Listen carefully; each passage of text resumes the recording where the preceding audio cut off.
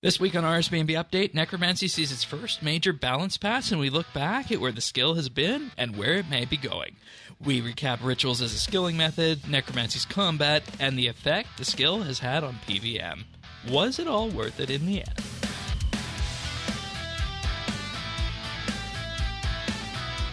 This is RSBANDB Update, episode 958, recorded Wednesday, October 25th, 2023, Undead Reckoning.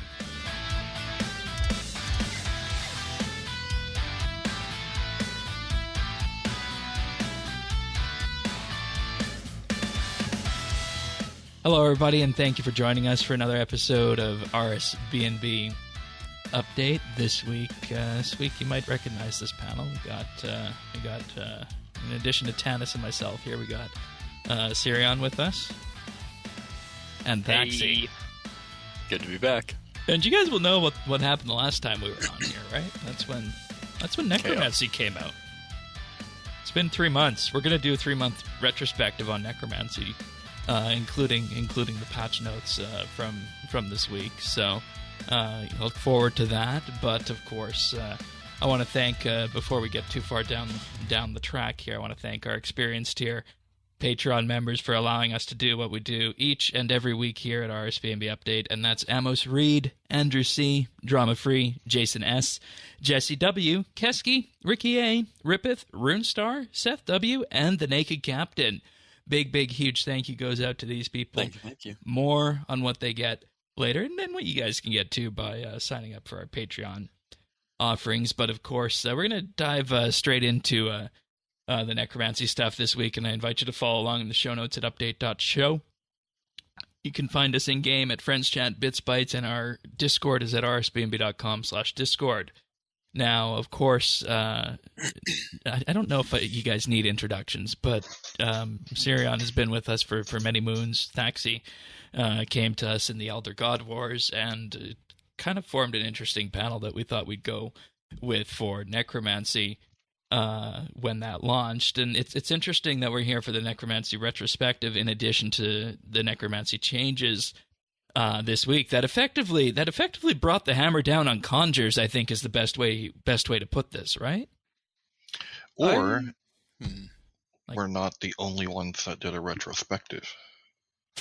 Yeah, or just it just lands in the amount of time that the folks involved in combat at Jagex would need quarterly to update, monitor the changes and make sure that they're hitting all the marks that need to be hit for this. On the actual topic of what changed, to me, it doesn't. I mean, they nerfed the damage of conjures somewhat, but the thing about it is that they also decreased the cost effectively, right? Like, it isn't like they just said conjures are no longer as powerful as they should be. It's conjures are still as powerful as they should be. They just don't cost as much. And the thing that I think has really changed, and I was talking to you about this last night, is that they killed the pre-buff rotation, if that's a term that people can use, is that they just completely removed the ability to have so much upfront burst by having costless abilities for everything you can cast, right? Everything else in RuneScape, you spend ability, you have to have a target. Unless you're doing some janky nonsense, which is fair. But in this case, you could spend a ton of adrenaline, get a ton of power, and then spend that going into a fight. And they basically removed the ability to do that. They knocked out most of the pre-buffing you could do, right? You don't have to spend GCDs, cooldowns, time summoning things anymore because you've got Summon Undead Army.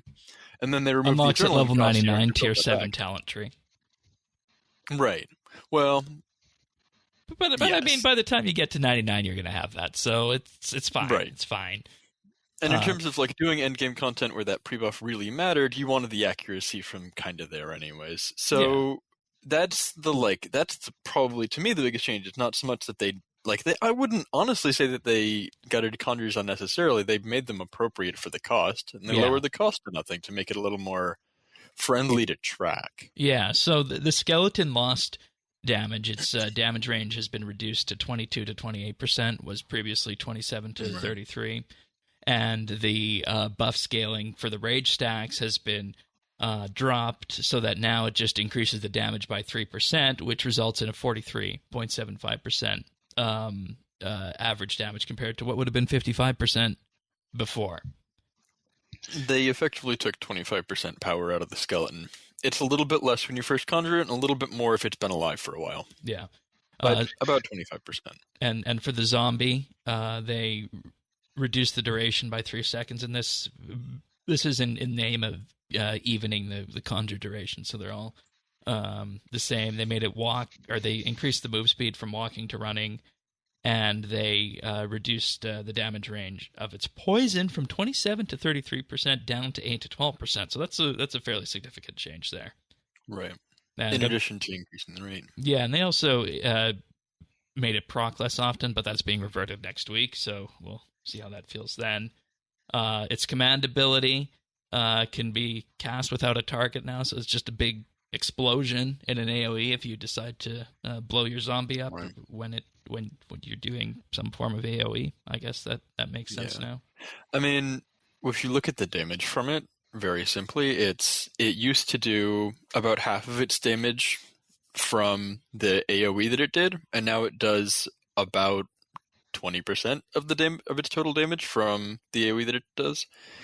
And then the vast majority of its damage is that explosion. The explosion's on a 30-second cooldown, and the resummon has no cost. So it's just a question of when you can spend the 2 cooldowns to blow it up and resummon it. You have a 12-second window from 30 to 42 seconds where you're able to blow it up, and then you just resummon it. And that's effectively like the way that the ghost is kind of going to be used now, or at least the design-wise. You mean the zombie? You mean the zombie? Because that's what yes, the zombie. Yeah. Ghosty Boy is up next. That explosion is still or primarily now the big damage portion from it. Yeah, I haven't been using again, rebalancing for the cost. I haven't been using the explosion where I've been, but it's a lot. Yeah. Yeah, I should work that in. 10 to 20,000 damage. It hit caps. Okay. On everything in a scythe range of it. All right, good to know. Good to know. Yeah. The Ghost as well, all of them have had their adrenaline cost removed, so that continues. But the biggest thing here is that its heal has been reduced to 125%, was previously 175, but the heal now happens on hit as opposed to on attack, which means that the heal will scale up based on your damage modifier. So as you do more damage, and as damage values go up over time, you will heal more. Right. I mean, I felt this one, and we'll get to that in the overall impact of everything that this had. But its conjure, I think, has drawn the most of the discussion this week because the change they made with its activation being a 30-second run window, that's being reverted next week to be for the entire duration of the Ghost. But they also changed the effect from 100% of base damage up to a cap of 35% ability damage, down to 10% of base damage, up to a cap of 20% ability damage as bonus damage. And the idea behind this is that they didn't want it amplifying the small hits as much, but instead they still wanted to amplify those big hits that you see from things like your finger and whatnot. I mean, which is just to say that they completely changed the ability, right? Yeah. Instead of every time you hit your target, you get X amount of damage, it's every time you hit your target, you get X% of damage. And it's the amount of damage it does is very dependent on the size of your hits, the abilities you're using, what your rotation is, and what you were hitting before, right? Lower levels will feel this a lot more probably than higher level folks will, just based on things that it's doing. Yeah. And the it's a very different ability, right? Because again, they removed 70% adrenaline from the cost of just the command alone, and 30% of cost just from the conjure. So the conjure itself is it's a Healy bot now. It's a little weaker than it was, but like you're saying, it scales with procs. So its own command ability is a proc, so that adds 10% of the healing extra to it. In addition, things like the full book that just flat up increases your damage done. Now that's an increase to heal. Yeah, because previously, I don't believe our conjurers really had a lot of those on-hit effects applied to them. Sounds like the ghost now does, and so that's an lot interesting of way of that's an interesting way of looking at it, and when it comes to the frame of these changes. The invisible damage buff we get from overloads is another example where that's an on-hit buff that's applied that increases your damage by a certain flat value or percent. That'll apply to the ghost healing as well. So like having an overload running will increase the amount of healing you get from the ghost. Same thing with like if they ever give us auras or the Slayer helmet add-on. If they do those kind of things for Necromancy, those will also buff the healing you get from the ghost. So it gives it room to scale, whereas previously there was no scaling on it whatsoever. It could not power creep the amount of heals you get to the amount of heals you get. As Necromancy catches up and gets those buffs and things like the other styles have, the ghost healing will get more powerful. Yeah, and you know, probably good. Yeah, I think that's a good thing over time in terms of just, you know, adding some room to grow in the ability. And I've heard mixed opinions on this in terms of where everything has landed. But we'll just run through the other ones quickly first before we summarize everything and get on to the retrospective. They increased the life transfer duration from 20.4 seconds to 21 seconds, and this is just to make it consistent with the way the tooltip, or the hit splat presents itself in game.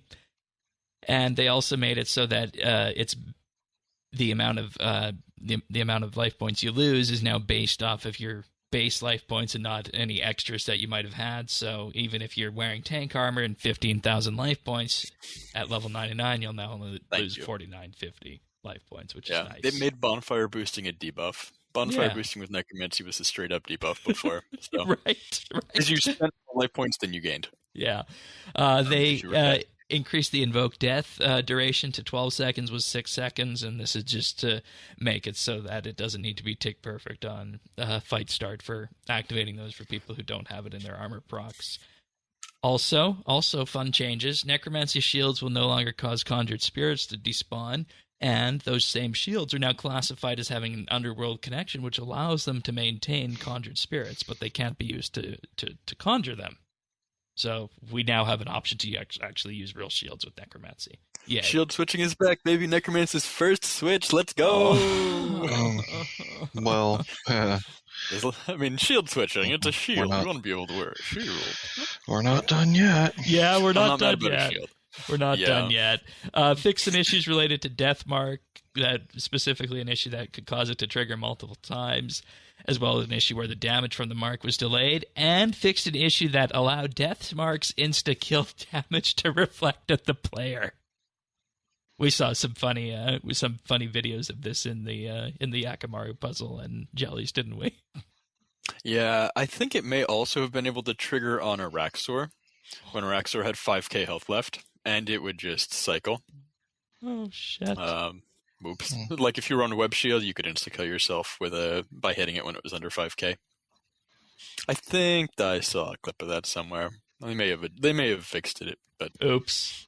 This definitely fixes that. So yeah. Okay. So overall, I feel the changes on PVM have, in particular, Raziel, and that's my baseline for the week. Raziel.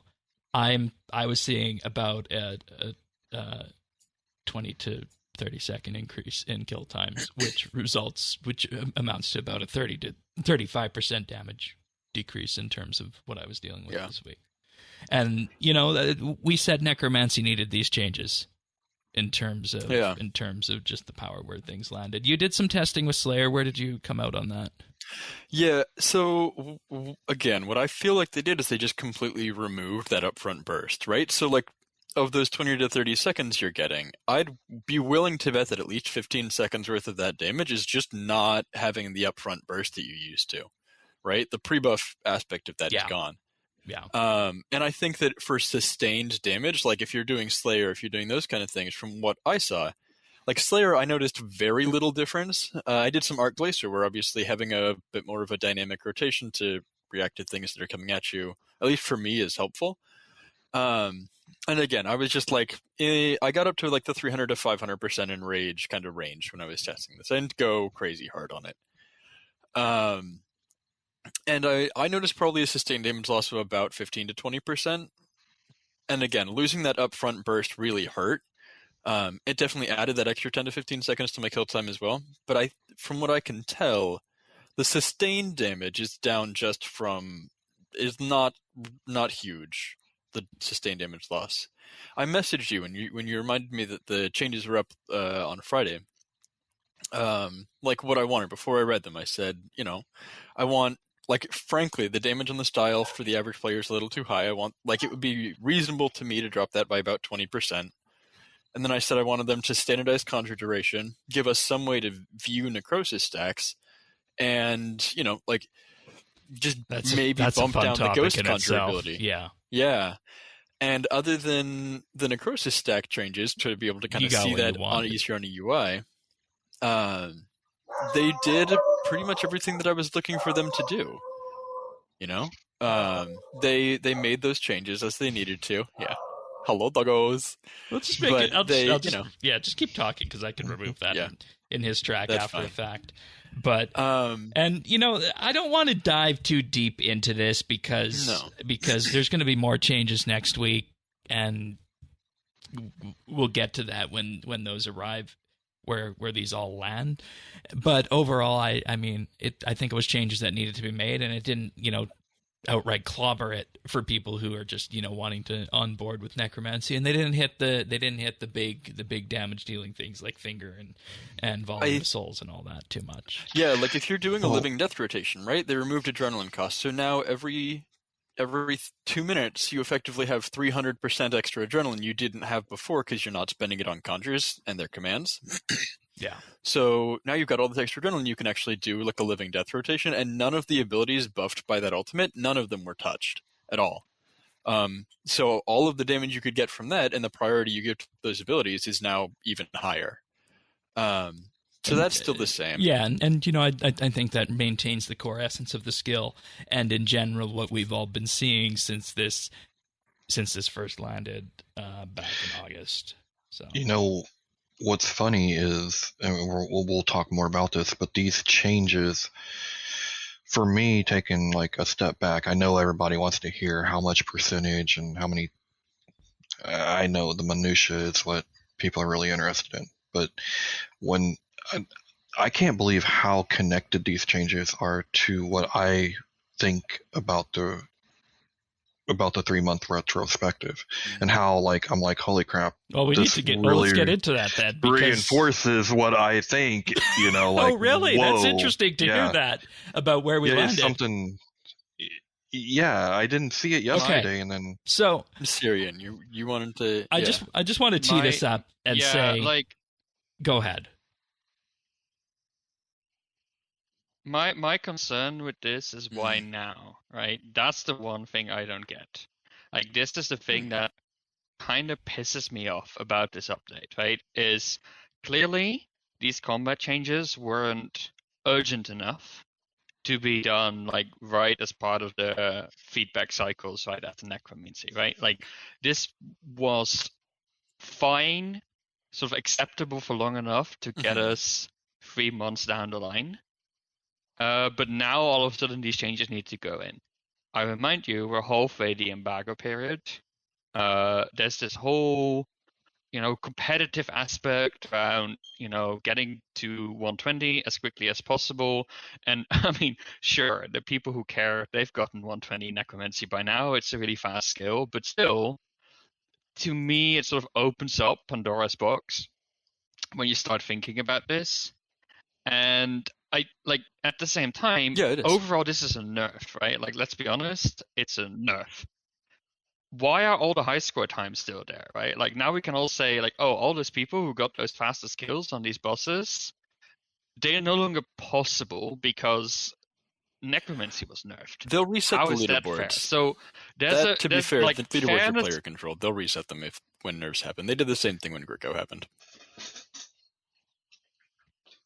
Yeah,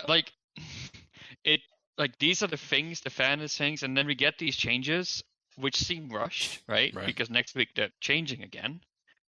And just the whole timing of it and the whole process around it, it feels like they're just crap shooting and trying to see what sticks, rather than having an idea of what needs to be done. Can I propose just one small, just one thing with that. Like, I kind of agree with you, but at the same time, I'd rather have some kind of action than no action and then end up with another 4-tick auto attack. Right. Because they didn't move, because people got it in their head, this is the way it's supposed to be, and no. It's I know Shane not. wants to move on to the retrospective, but I want to like dive into this too just a little bit, because my question for you, Sirion, because we've seen this before, right? We've been talking a lot about recently how they've had they've put in changes to things that are rather immediate, right? There's been a couple examples of it recently that we don't need to go into, right? Where they're like 2 days later and they're making changes to things, even the things that they've already changed. And the alternative is, I remember a discussion we were having when the Greater Ricochet change happened, where we were talking about, okay, it's been 18 months. What were you doing in those 18 months? We all knew this was too strong, and it took you this long to get here. What's a reasonable patch cycle length? Whereas we're 3 months now. Right. My opinion on this would be 3 months out, they've got a quarter worth of data, because we know they collect all manner of data on things. 3 months to connect. If there were bathrooms in RuneScape, they'd know how many times you flushed the toilet. 3 months later, they have 3 months worth of data, and that's also 3 months where the style gets to be, let's be honest, maybe a little too powerful, but it draws people in. It says, hey, everybody's using this cool new thing, it must be good. It's the let's call it the sales period, regardless of whether or not that's healthy, right? Where they've done that, and now, to me, they've drawn back that power 15 to 20%, which gives them, at least, which gives them room to put in the other buffs we're expecting. It gives them a reward space for like Slayer Helm add-ons that are going to pull that damage back up to be like, well, not prayers, but like things that are going to like make it match the other styles. Like, that's my overall takeaway from this. My question for you is, what would you say is a reasonable, because I think there should be some balance updates. Do you agree with that? And if so, like, what do you think is a reasonable time frame for that feedback to come in? Like, would you rather see a 2-week or a month-long patch cycle, or what are you thinking?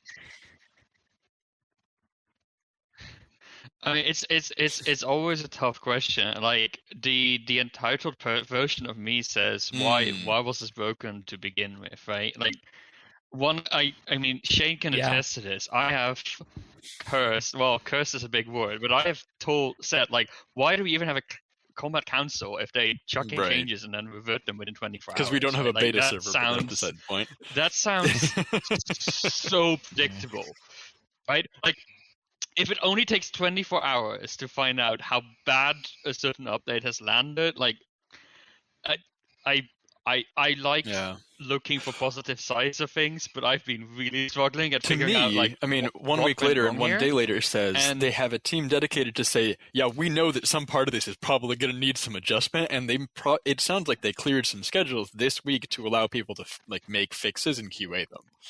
Like, they spent 3 months making deciding on big sweeping changes, and then they said, all right, we know some of this probably isn't going to land well. Let's put some time aside to fix those things now. That's the only thing I can think of, because I thought that too. I'm like, 1 day later, that's crazy. Yeah. But like if you think about it in the context of the recent things where Jagex has basically blown up the entire trust with the community, you need things to land well, right? Like, if you want to rebuild trust, like, they are currently at the thinnest, most they need to be careful with MTX and what they do with the things right? that people love. They do. But like all the things, and now this, like, it just doesn't garner any trust, and that is problematic. But yeah, like, overall, I agree there need to be balancing changes, but I think balancing changes are so sketchy when you are purposely hyping up things with embargo periods and like high scores I've and been, leaderboards, right? And like, I've already been on record saying that this embargo period at this point needs to end right now. That's what? So yeah, like, I don't do that to me. Yeah, I'm sitting like 40 mil XP. I'm very happy to take the next 3 months to get my next 60 mil XP. Shane, don't do this to me. Happy little comfort. I understand how you're feeling. I wish the archaeology embargo period had lasted for another year, but no, I mean, I get it, but like, in this case, I'm almost feeling like if you are reserving 6 months as the competitive period, because that's essentially what it is, right? Like, either make the balancing changes right off the bat, because that way, not a lot of people have gotten into it. It's relatively safe. Nobody has gotten used to it. Like, first 2 weeks, maybe even the first month, fair Right. game, right? Right. Fair game. But we're now halfway the embargo period. At this point, I mean, communicate it. Maybe even put it on the beta server, but hold the change until the end of the embargo period is almost what I want to say. I understand it's a 20% power creep, right? But all the damage that could have been done has been done already. Like, you can't convince me that the next 3 months Would have will made things that significantly much make the worse. problem worse than what we have in the Right. last 3 months. Okay, that's an interesting idea. And that is why I find the timing right now odd. Or sus, you could Because say. it feels like you get the worst of both worlds. I wonder Could if they were they- doing it before the next boss came out. Yeah. that. Well, and I'm just wondering if it's because they're so nervous. We know that when they get nervous, they get a reactionary, and they knew that if you leave something too long with this community, then that's it. It can never, ever, ever, ever, ever Look Ever. at you, Greco. be changed. No, 40AA. Yeah. That's a That big one. too. But like, and maybe you say, like, you have a good point. Maybe they want to get it in before the next boss. Very reasonable, very, very reasonable argument. But then I wish they would just tell us and say, we designed this boss with different power levels in mind. We just need to change this right now. If they told us that, my respect and my trust level would go up, right? Significantly. Like, I mean, it's why also are a they... question of, like, to me, these changes make it more learner-friendly. Like, especially the stuff coming in next week. And we can talk about it more when we talk about those changes. But Yeah, that'll be next. I think part of it is making the skill feel good and work and look good. It felt good because it has so much damage before, but they But, need to like, make it. I mean, I don't know. this is Yeah, all yeah. no longer relevant, right? Because they are rolling back some of the changes. But we're saying The this bulk makes of the it's skill still more there. Main learnable. one's the ghost. Shush. They're making the changes like more learnable, maybe, but also you now need to juggle another conjure, right?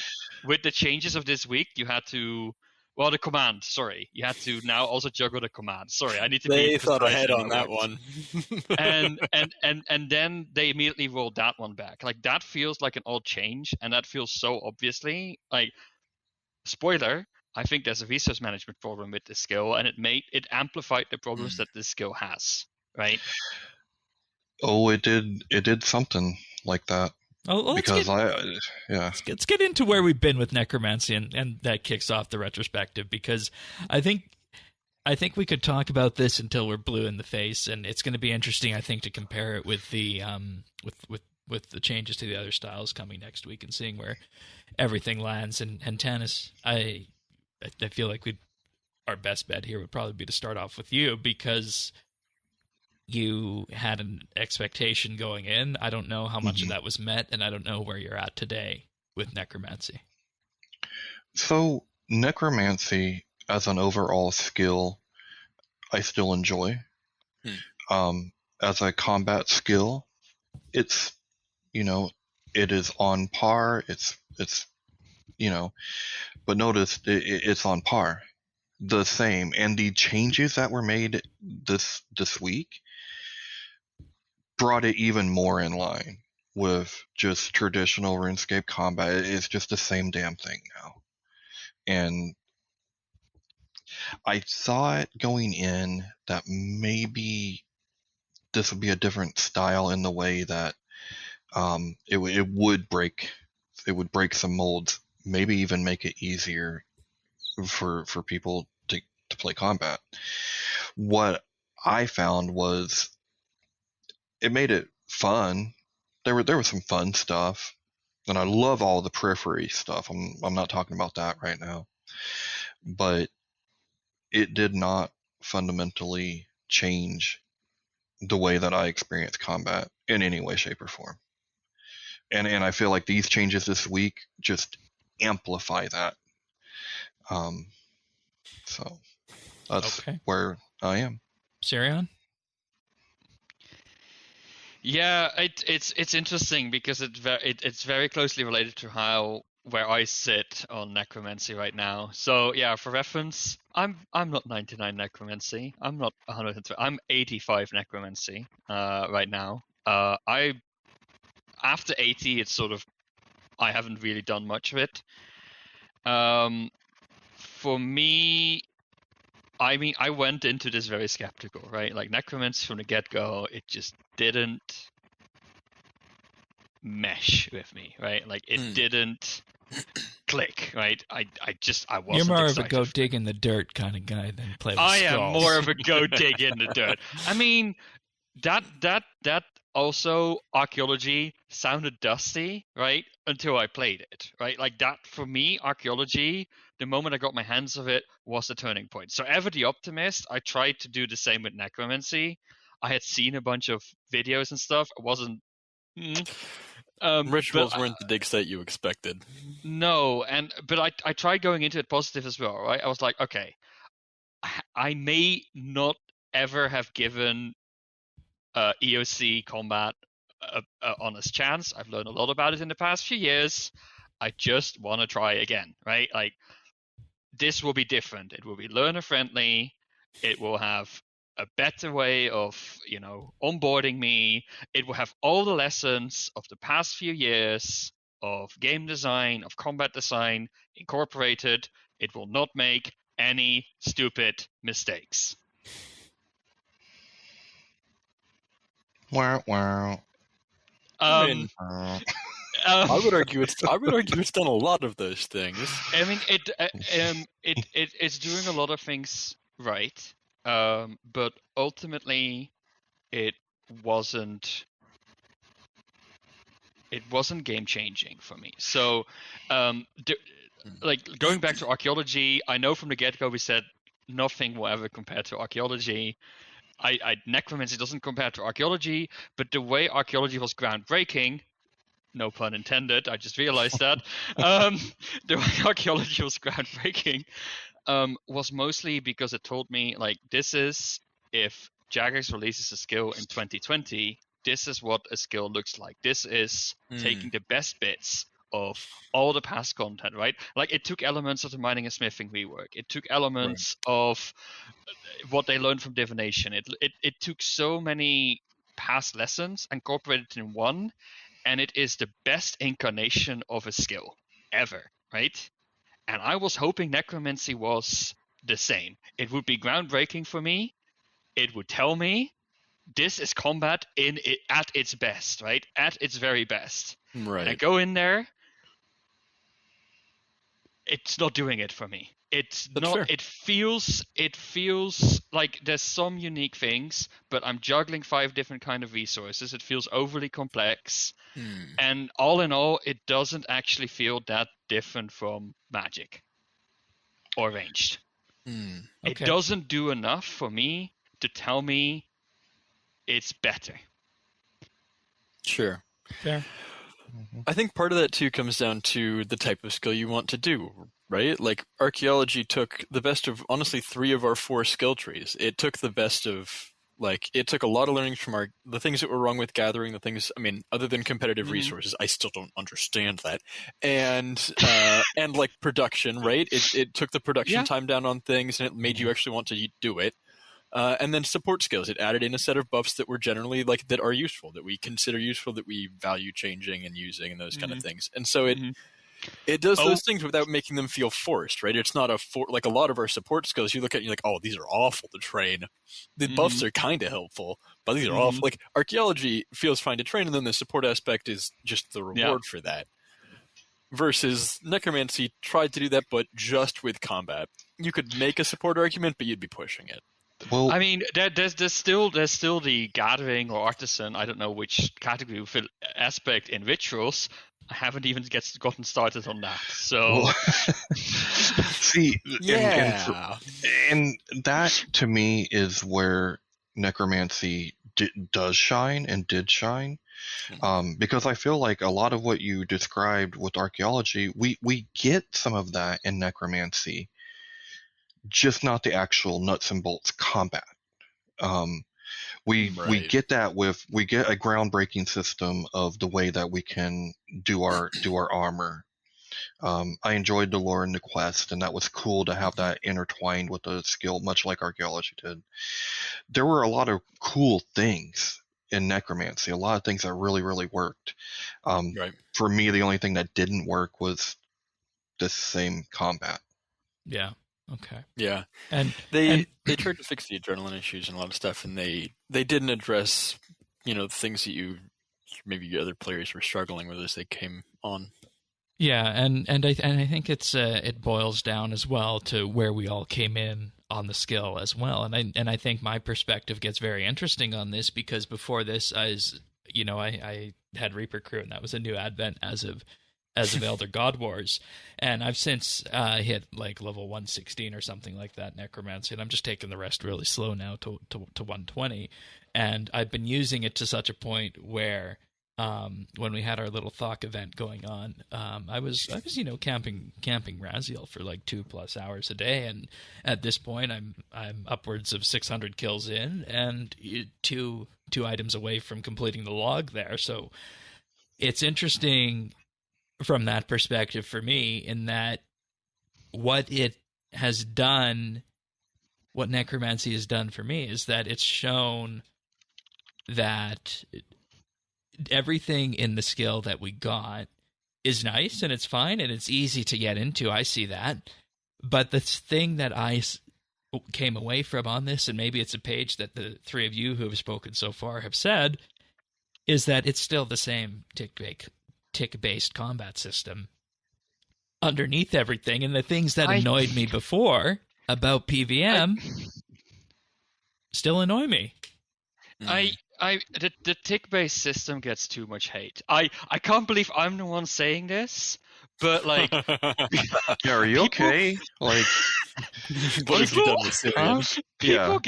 People get too hung up on the whole tick system. Like, it has its problems, right? It causes its limitations, but that's the game. And like, I've understood since that people actually like working around limitations, and they get a sense of how much it takes them to. Like, you can do so much within the tick system that is wildly different from the current combat system that would still work. So I don't think we should get held up on the fact. No, this wasn't meant to be.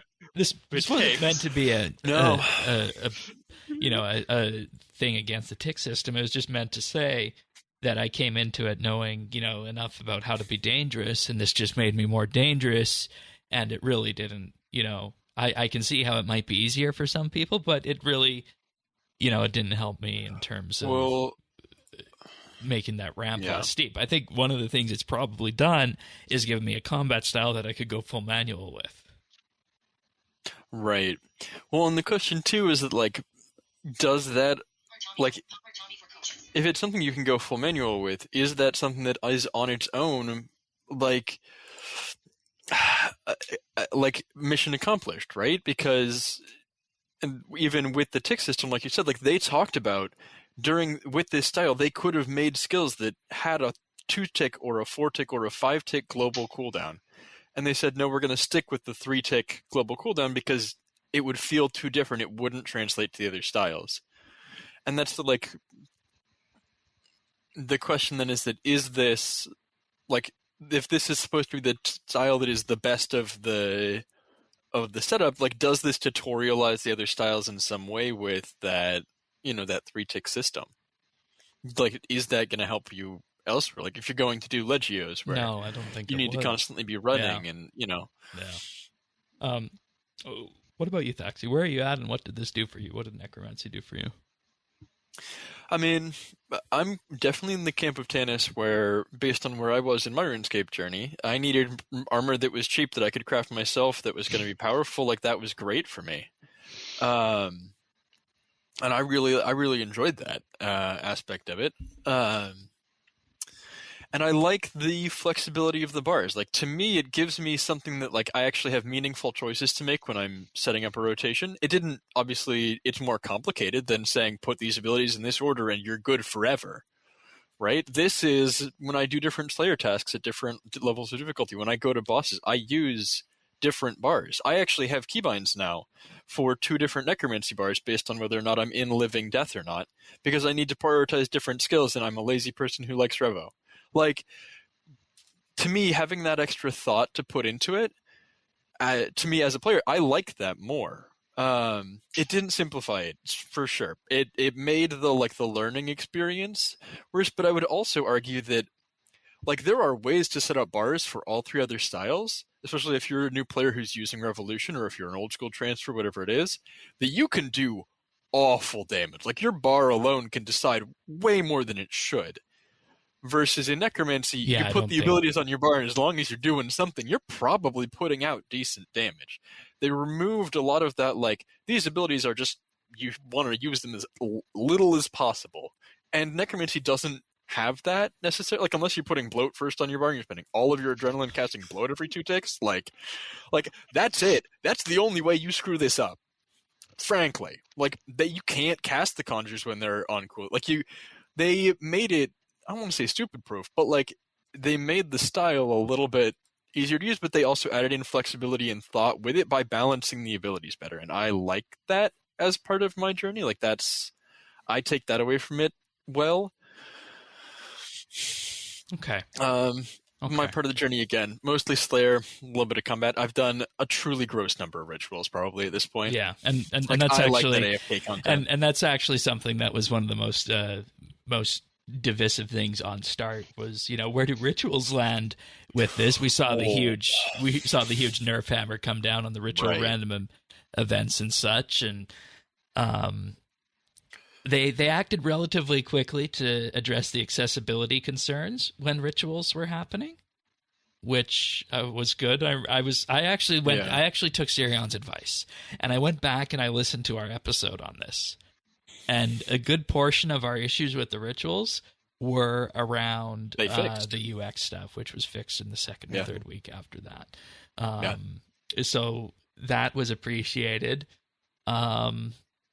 especially on the random events, how quick they were. Here is a question for you guys, though, is because they've talked about this, and this is super exciting to me, but I'm interested to see where you guys land on it. If they were to make a new ritual site, say, they talked about blood. If they made a blood ritual site somewhere, or if next cycle, next year's story, they took us to, because we're overdue to do with whatever is happening with Zotak and Zaros and these people that have just vanished into the ether.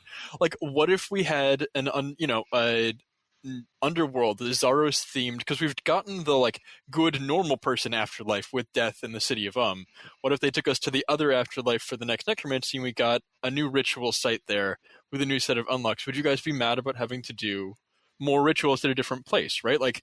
Considering this a dig site expansion, right?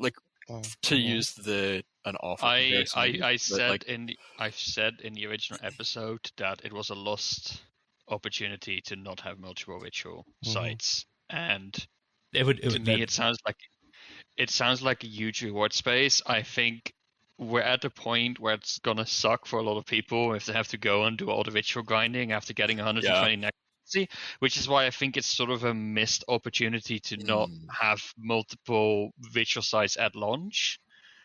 I also think sorry for interrupting you. I also think if they would have added more ritual sites, I think it would have really sent the message home that rituals are a skilling method.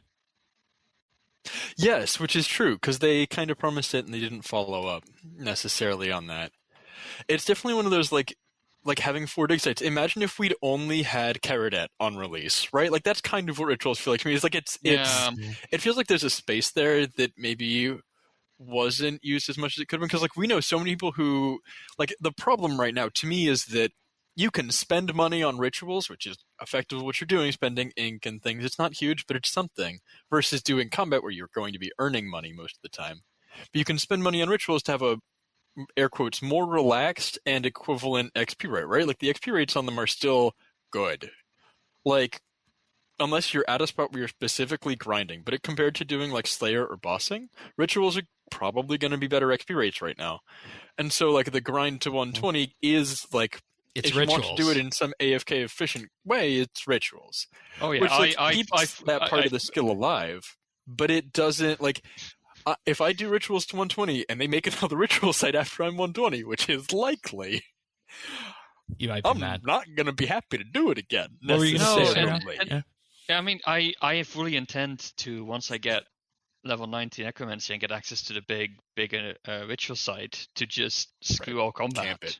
and camp it at the ritual site. Which, and don't get me wrong, I actually feel sad about that. Like, I had hoped that the skill would have actually made me do Slayer and made me enjoy combat, and it just doesn't. I mean, the combat is honestly, faster at like 4 places, which are busy and with a very specific setup.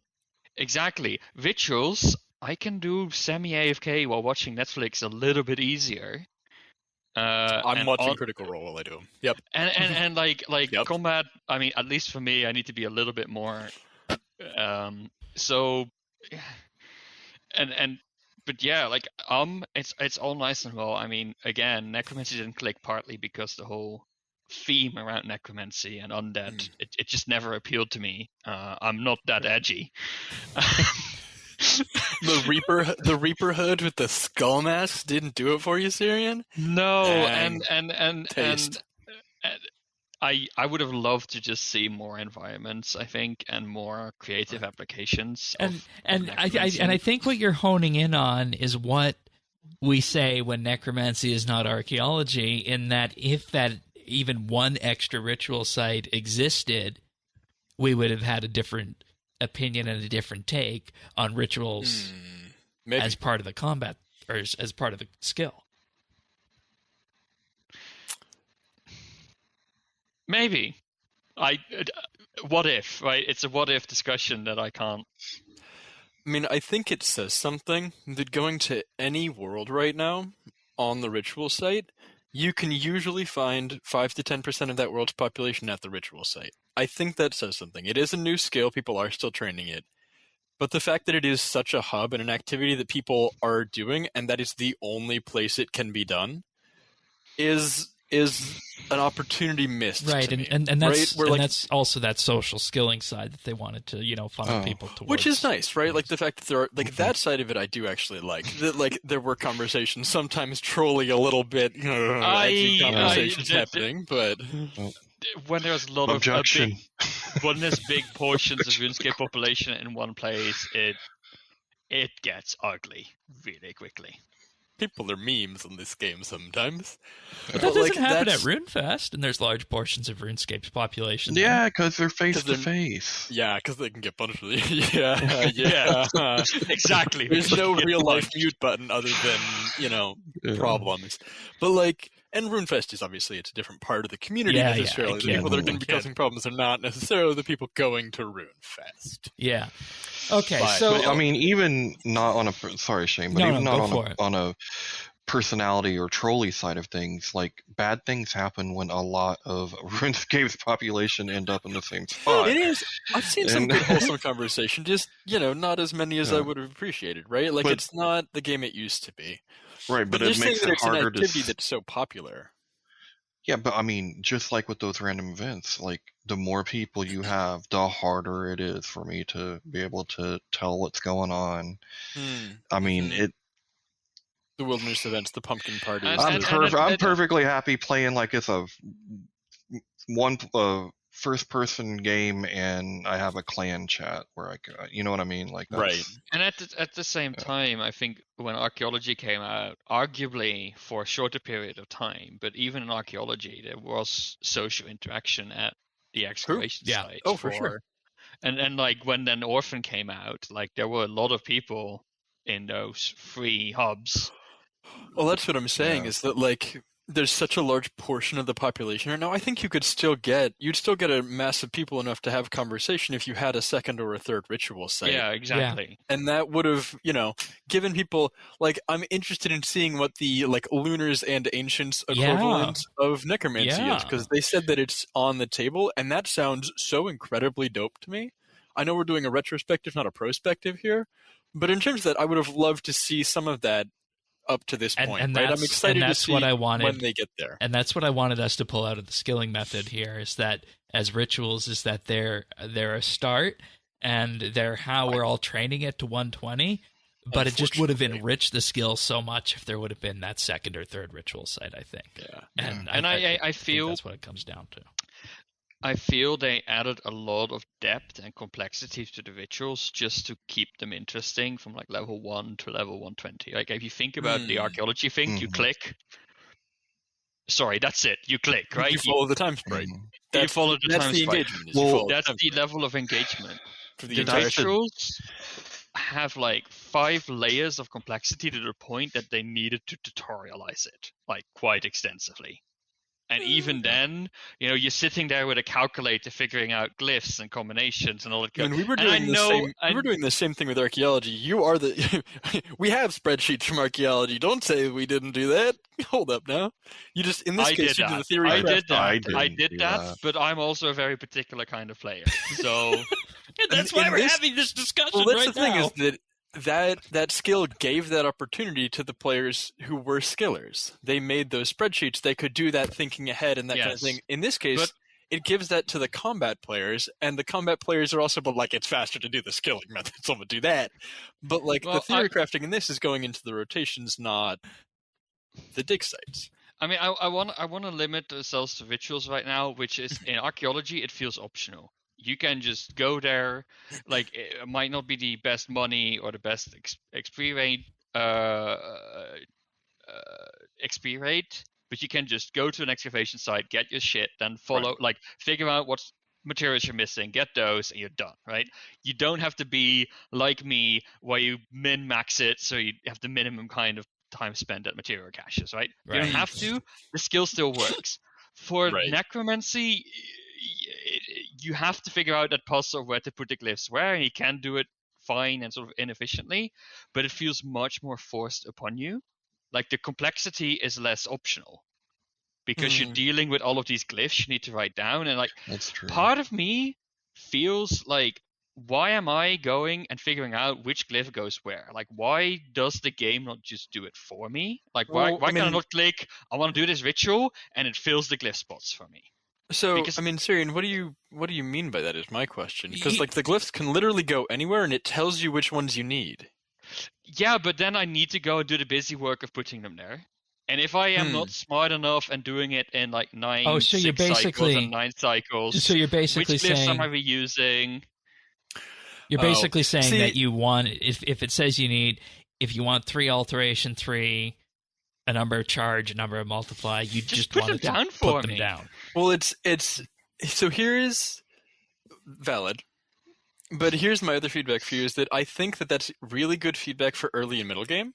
I think once you hit 90, I do the same ritual hundreds of times. Yeah, it in doesn't a row. change. Yes, that And too. so I will just kill all my glyphs if I'm like when I get to like I I know know. that there's a 36 glyph rotation and I have them all on that rotation, right? Like Yep, I know.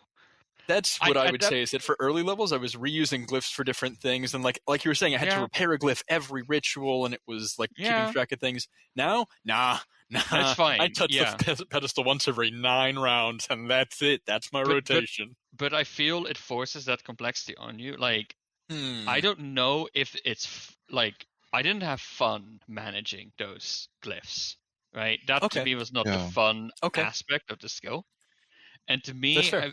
I feel a little bit like, why add all those extra steps? Why add that busy work? Because the majority of the time is clearly meant to be standing on the altar and waiting for randoms to show up. Right. Which So if that was the activity, you just click the altar and then you click the randoms, and when you're done, you just click away from the altar. Would that be is that No. enough? Like No. that's problematic in itself. We would say that's not No. busy enough, though. No, that's probably not Well- enough. That is what archaeology is, though, and archaeology gets away with it because it you're has- in more than yeah. one spot. Yeah, no, that's true. No, that's And true. that is sort of the full cycle I'm trying to make. I feel they tried to make up for the variety by just By adding throwing the a bunch of randoms to it. mechanics at And it. and now let's and- also not forget, and I'll come to you, Tanis, after I say this. Let's also not forget that shortly before launch, there were also negative effects if you didn't respond to those random events. So how would we feel if that would have come into the game? We would have been angry. We can move on. That's yeah. Yeah, but like to me that shows the underman like the visual stuff. Like it doesn't feel well thought out and feels like I don't know what to think of it, but it feels like it is trying to be fancy and it's hiding in layers of There you complexity. There you go. Is that where you were going, Tanis? Well, it's related. Because it is complex, and it's almost like it's too cute by half. And what I learned, because they did react to the accessibility concerns and stuff, but what I learned was, turns out it's not just accessibility, but it was actually design choice that I didn't really like. A time sprite is the same time sprite whether you have 10 people or 50 people or 100 people. Right. Time sprite is still there. You just rotate your camera. The random events are just, to me, it's a step beyond the engage gameplay. A Rockettunity makes sense, and it's just enough. This is a whole different thing. And the minute that I heard about random events, I was worried about this part of it. And, it proved out to go exactly kind of how I thought it was going to go. And, even though with all the changes, like, they're all good, they're greatly appreciated, but I still do rituals as if there's no random events. You just do them AFK. Yeah. Right. And I mean, that's an option too. That's that low engagement method of gameplay on that. The challenge is how much XP they built into them. Yeah. Like Dennis is saying, he can do them for that, but it's hard. It's going to be hard for him to. I want to thank some Patreon supporters. Is there anything else on rituals before I do that from anybody? Okay. I feel like we've kind of honed in on the issue with rituals as it is and how they could be made a better skilling method, and just some of the things that just. We demand more ritual sites. World 66 riot.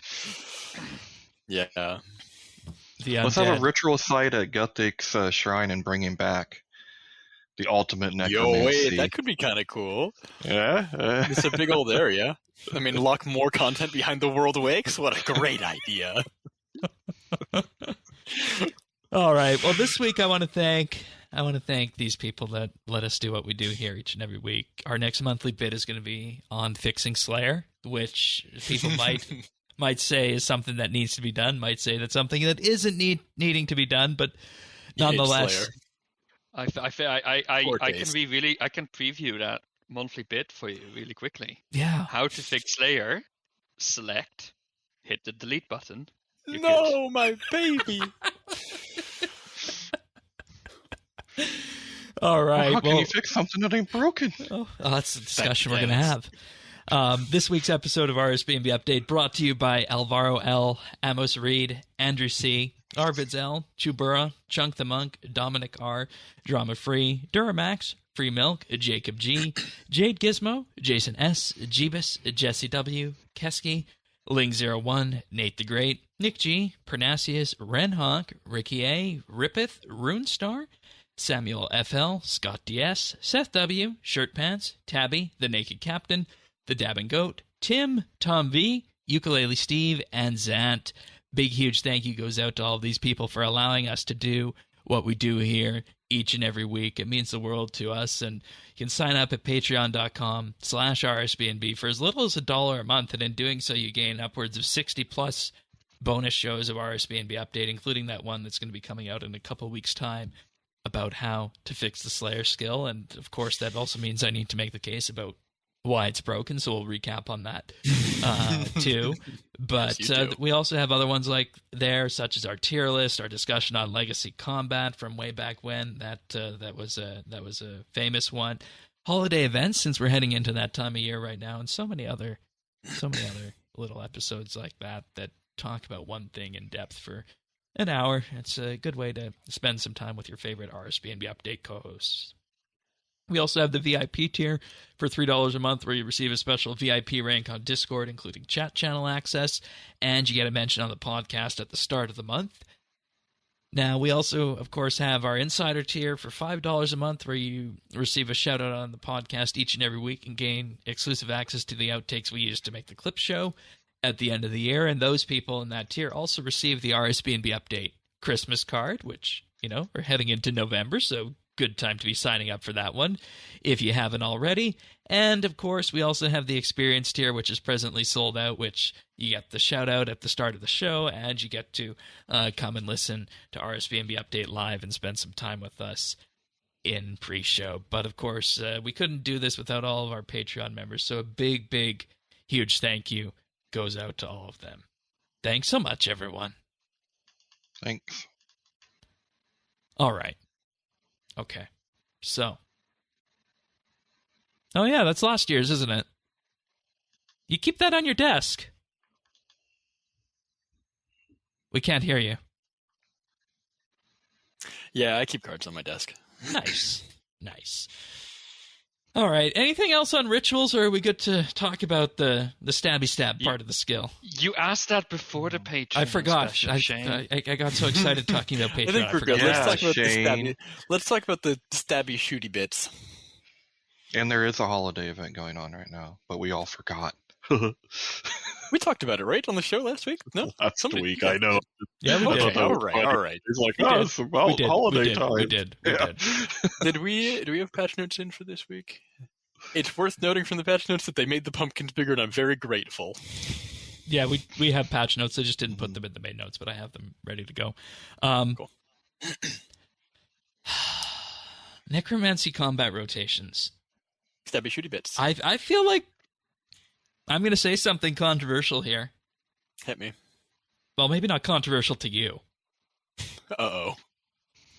But I feel like Necromancy, if it accomplished one thing, it made it so that anybody can go and build a revolution bar or any kind of action bar and do damage. Yeah. I want you to go. That's what I was wondering about. I want you to go to Berthorpe right now. I want you to talk to. There is a person just inside the gate in Berthorpe, next to the combat tutorial, who will set your action bar for you. The default action bar for the game for the 3 previous combat styles. I want you to look at that action bar. Yeah, they're awful. They are. I know. I do not think it is possible to make a worse action bar. Like, you could change, flip 2 of the abilities, and I think you'd have it. But it is so close to the worst possible thing. You can make a bar that is objectively awful.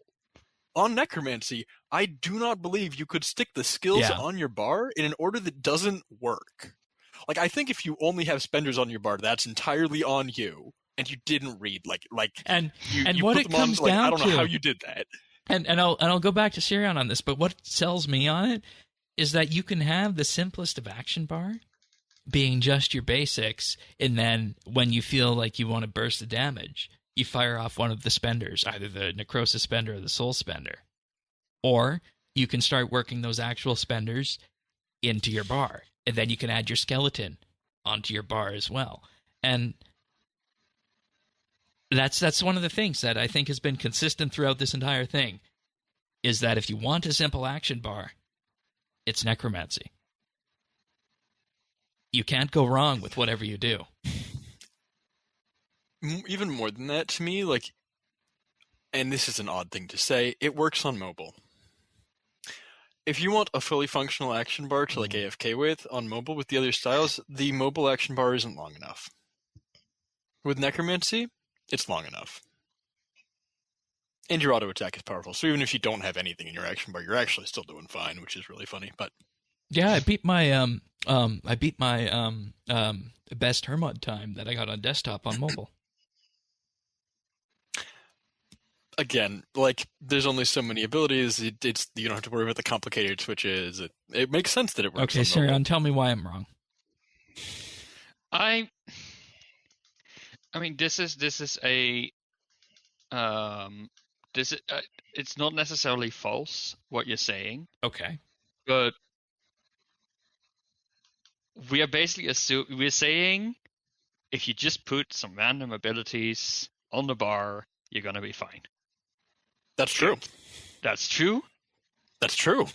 It's I believe you. I cannot objectively say what's good or bad because I don't know the details. It's hard to make a bad ability bar with Necro. It's really hard. Look, again, unless you have bloat first. Or finger first.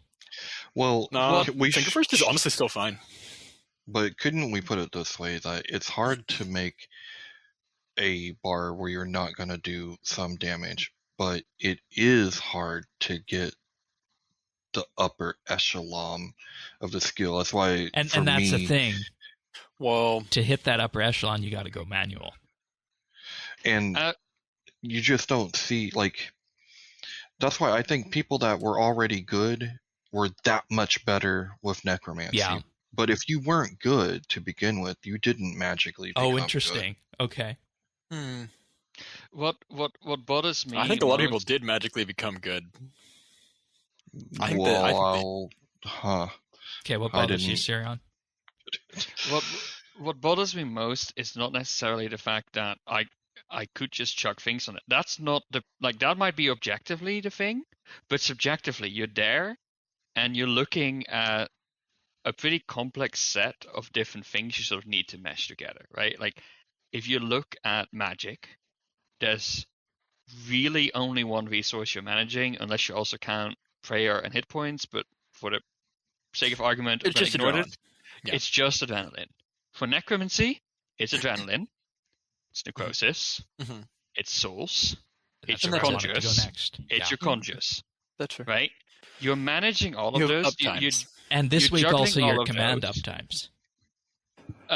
That's why I hated. Week. We're gonna just. That's why I hated that change. I'm glad they're reverting it. I will not hold it against the skill because they're reverting it. Good. Right? For the first time ever, RuneScape has uptimes. For the first, unless you were using special attacks and switches and stuff, RuneScape for the first time ever has uptimes, and you have to manage your uptimes. Exactly. That's true. And, to me, that it feels like they added too many new. I'm curious why we have necrosis and souls. I mean, conjures. Okay, I get it. They're a separate thing. But why do we have necrosis and souls and adrenaline, right? Imagine this. Imagine if necromancy didn't have adrenaline and had it completely replaced with necrosis and souls, right? That would have made it different. But necrosis is adrenaline, to be fair, right? In practice, necrosis and adrenaline are functionally the same. They just orthogonal to each other. So why do we need both, right? To me, I wonder the necessity of this, right? It is a lot of mental overhead for me, and it is what is causing me to sort of move away. I'm like, you know what? I wanted to give this a chance, but I don't want to do math homework when I'm playing, right? I don't want to be juggling all of these Okay, I say that I make spreadsheets for this game. I'm like, wait, are you sure? Again, are you okay? And to just further this point, and I wanted to go into the resource generation game. There is an add-on for Alt 1 called the Necro Job Gauge that measures summon conjures in remaining time, residual souls, bloat, necrosis, living death, as well as adding some audio cues for it. I'm genuinely, and this is, I can't be certain, but I have a strong suspicion that if they made the UI for how much necrosis I have and how much soul stacks I have all really clear in one place, right? And at that point, it could be much more responsive for me to be like, oh, I have 6 necrosis. Now I need to scan my buff bar. It's literally the worst. Which is because there's 2 conjures on there for me, usually. That's going to be 3 soon, probably, with Undead Army. So there's prayer, there's overload, there's at least 10 icons on there. So here's what they did with Undead Army, Syrian, which I don't know if you'll like this. I'm interested to hear your opinion on it. It's only activatable if it can be used. It can't resummon things early. So it's only activatable when 1 or more of your summons are down. So you could literally just have that button, and when that button is lit up, you push it, and it resummons your things. But it's not in the same UI, right? My problem, and it's also my problem is not necessarily hitting the resummon, right? It's more. It shouldn't take my necrosis. It shouldn't take a plugin or an add-on to create a UI for us to do this. It should have been part of the skill at launch. Exactly. And I think agree. like the resource management itself, it stinks, right? And I will explain that because like people are gonna say that that means it sucks. No, It's engaging. It's smelly in a game design science of things, right? Because it feels like there's this whole concept, right? Where when you start with any skill, you do simple problems and you find simple solutions for them. Okay. And then you go up a step and you have complicated problems and you come up with complicated solutions. But that's not where the skill curve ends. The skill curve ends when you have complicated problems and you come up with simple solutions, right? Like that's the ideal case, because in a lot of times there's a usually complex problem and the solution is something that people say and look at it and like, I'm going to add a framing to this, and I'm going to make this a mental problem for you. The goal, so there's two ways to look at this for me, right? There's RuneScape has laid back AFK gameplay, the true idle clicker original, that the community, like a lot of the community does and wants. And it has lean in gameplay, right? The you want to feel engaged. To me, Necromancy is is an excellent example of engaged gameplay. If I want to be paying attention and tracking things, I dislike the way that I have to search through my buff bar to find them. I am with you on that 100%. They make it hard to have that engaged gameplay, but the information I need to make the choices that I need to make in my engaged gameplay, I don't have that information at all times. But if I did, right, using this Alt1 UI thing I haven't installed yet, but I probably will, to be honest, right? At this point, it doesn't look like we're getting something immediately. If I have this information, it's lean-in gameplay that adds engagement to the combat style. It's not just click and forget. It's not the old-school combat. It's not legacy, which does still exist, and especially with the other styles, is functional, right? It's Necromancy we want combat to be combat. We want it to feel like you are fighting with something. It shouldn't feel like fighting with the UI, but to me, it should be engaging gameplay. And Necromancy is definitely, you have to be engaged as a gameplay style for it. But you are fighting with the UI, right? Don't get me wrong, I hate that. That's entirely separate from... I don't think that's wrong, and I think it's a valid choice, right? And I think a lot of this... But, that's not what's being... I mean, I don't think that was communicated, and I don't think it is communicated to the skill very well, right? That's not... That it should be an lean-in style? Exactly. Yeah. It doesn't...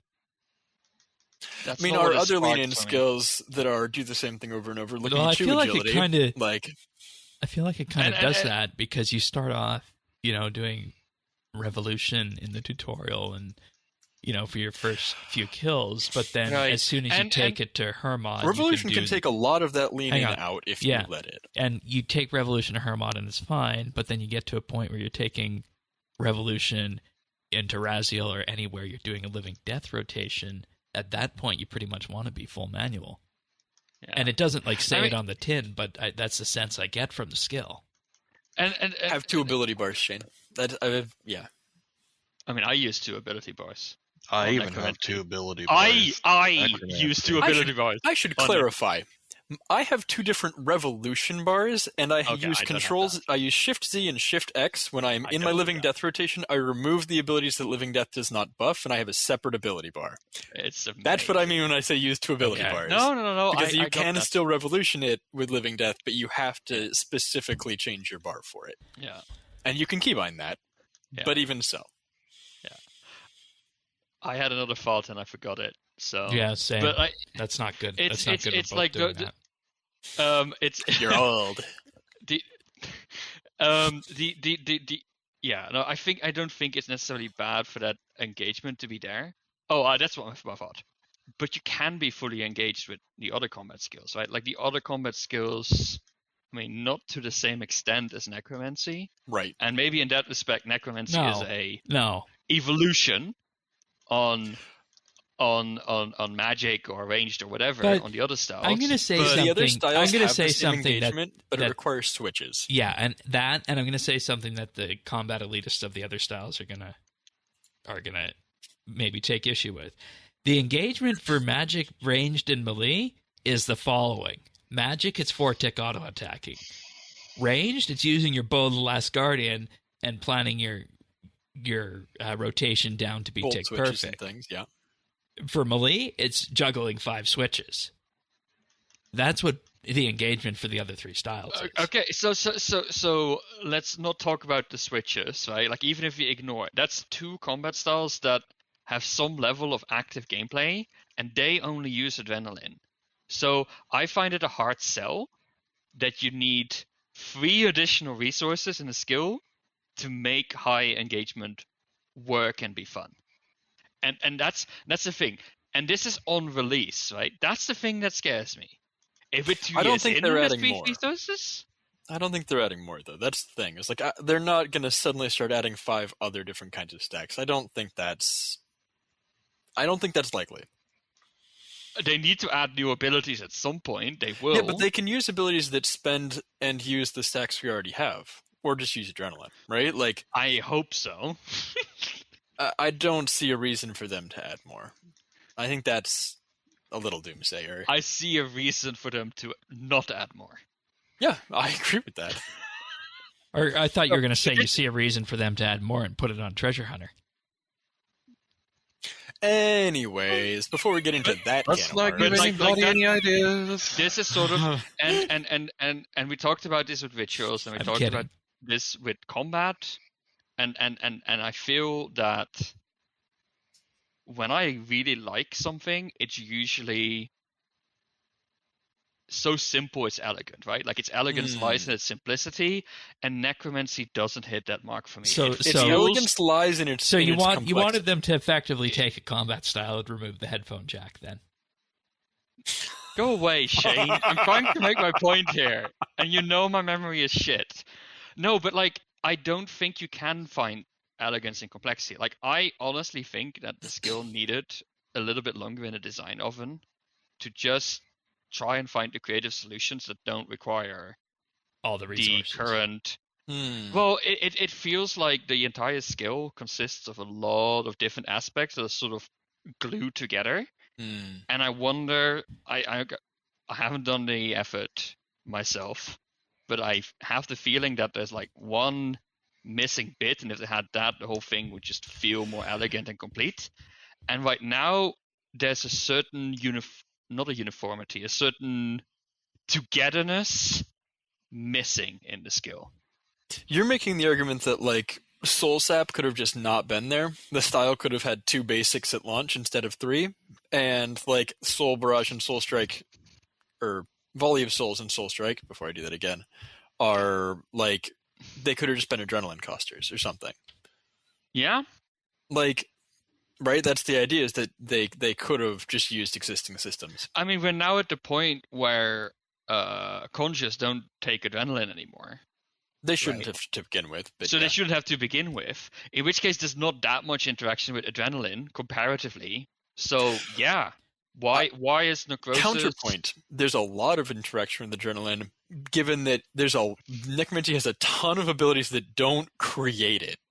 Okay, It's Fair. like Soul, Volley of Souls, and Soul Strike, and all of your conjure abilities neither create nor destroy adrenaline now.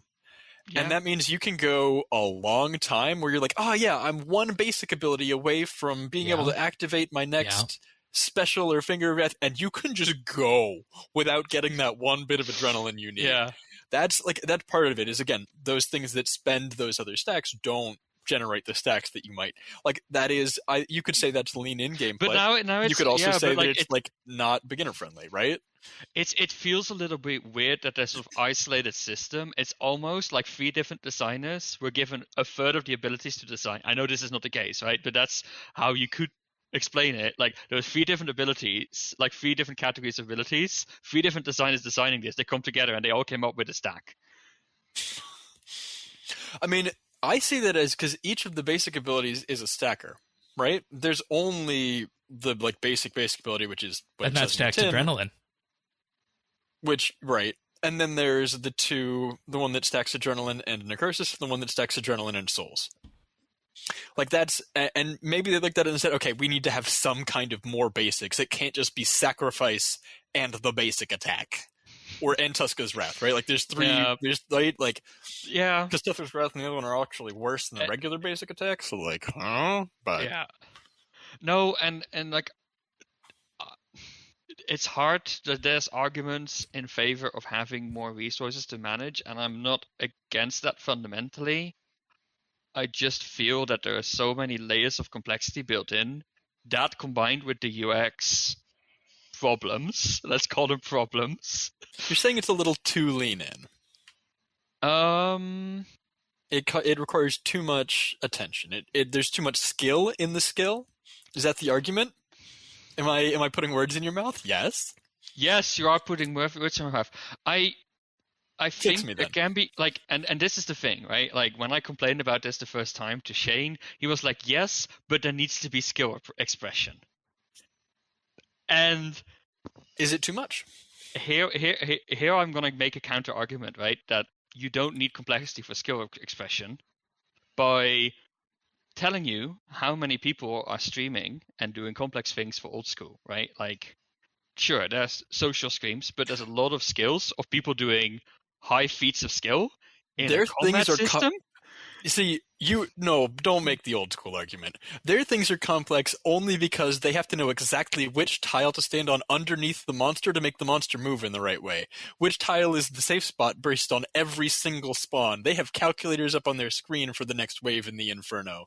Their complicated combat things is, like, they have to be tick perfect on their prayer switching, and their prayer switching has to happen before the thing attacks. So they have to know what's coming next before the animation comes out. These are awful design elements, awful, atrocious design elements, and and also at the same because time, you don't know what's happening, right? And the thing is, maybe the old school people are just better personality creators, right? Maybe people just enjoy watching them more. It's a what I'm population. Like EOC killed. I agree that complexity in old school is probably not the right type of complexity. That was not the argument I'm trying to make. Okay. I'm just trying to make that the argument I'm trying to make is that people will always still find ways to be good and better than other people. And the game doesn't need to enable that. Like, I feel a little bit like the game was like, I'm going to have 3 different stackers so that people who want to keep track of 3 stackers, right, and want to be good and lean in, can do it. The thing is, I'm lazy, right? I don't want to, but it feels bad if I don't. You're saying it isn't actually bad. You can ignore most of these things, and I believe you, but it feels bad, right? Okay. Because it's right there. I mean, the same thing with manual, though. For the other styles, it's right there. You could be more active. I can't explain it, right? Okay. I can't explain it why manual doesn't feel like the same level of I must do it. Like it, I think Revolution is just more. Revolution isn't taking things away, right? It doesn't feel like you're taking things away. It does it, but it's presented as a tool, right? Whereas not caring about soul stacks is literally seeing it right there and ignoring it. And I will say that if you use the Finger of Death or you use your Volley of Souls when you're not 100% charged up, you miss one of those cues, you're back to 0 and you got to restart your generation process there. And in the case of Finger of Death, you're penalized heavily and dearly for that because you fire off this ability then that uses 60% of your adrenaline. Right. I mean, you're not as punished as dearly anymore with all of the adrenaline costers gone from your summons. Like, if you're not doing a Living Death rotation, congratulations, you don't have a lot of adrenaline spenders anymore. You don't need to worry about that. Like, Finger of Death is way more reasonable to have on your bar now because you can still keep the Ghost up 100% of the time and have Finger of Death on your bar. Yeah. Like, Finger of Death is no longer, because that was probably the thing a couple weeks ago, was like, hey, if you have Finger of Death on your bar, like, it does really good damage. If you don't need the heals from Ghost, it's totally reasonable to have Finger of Death on your bar. No. But if you do need those heals, if you have the things that you want to have up, like Death Skulls, the things, like, it's gonna cause problems. And it is.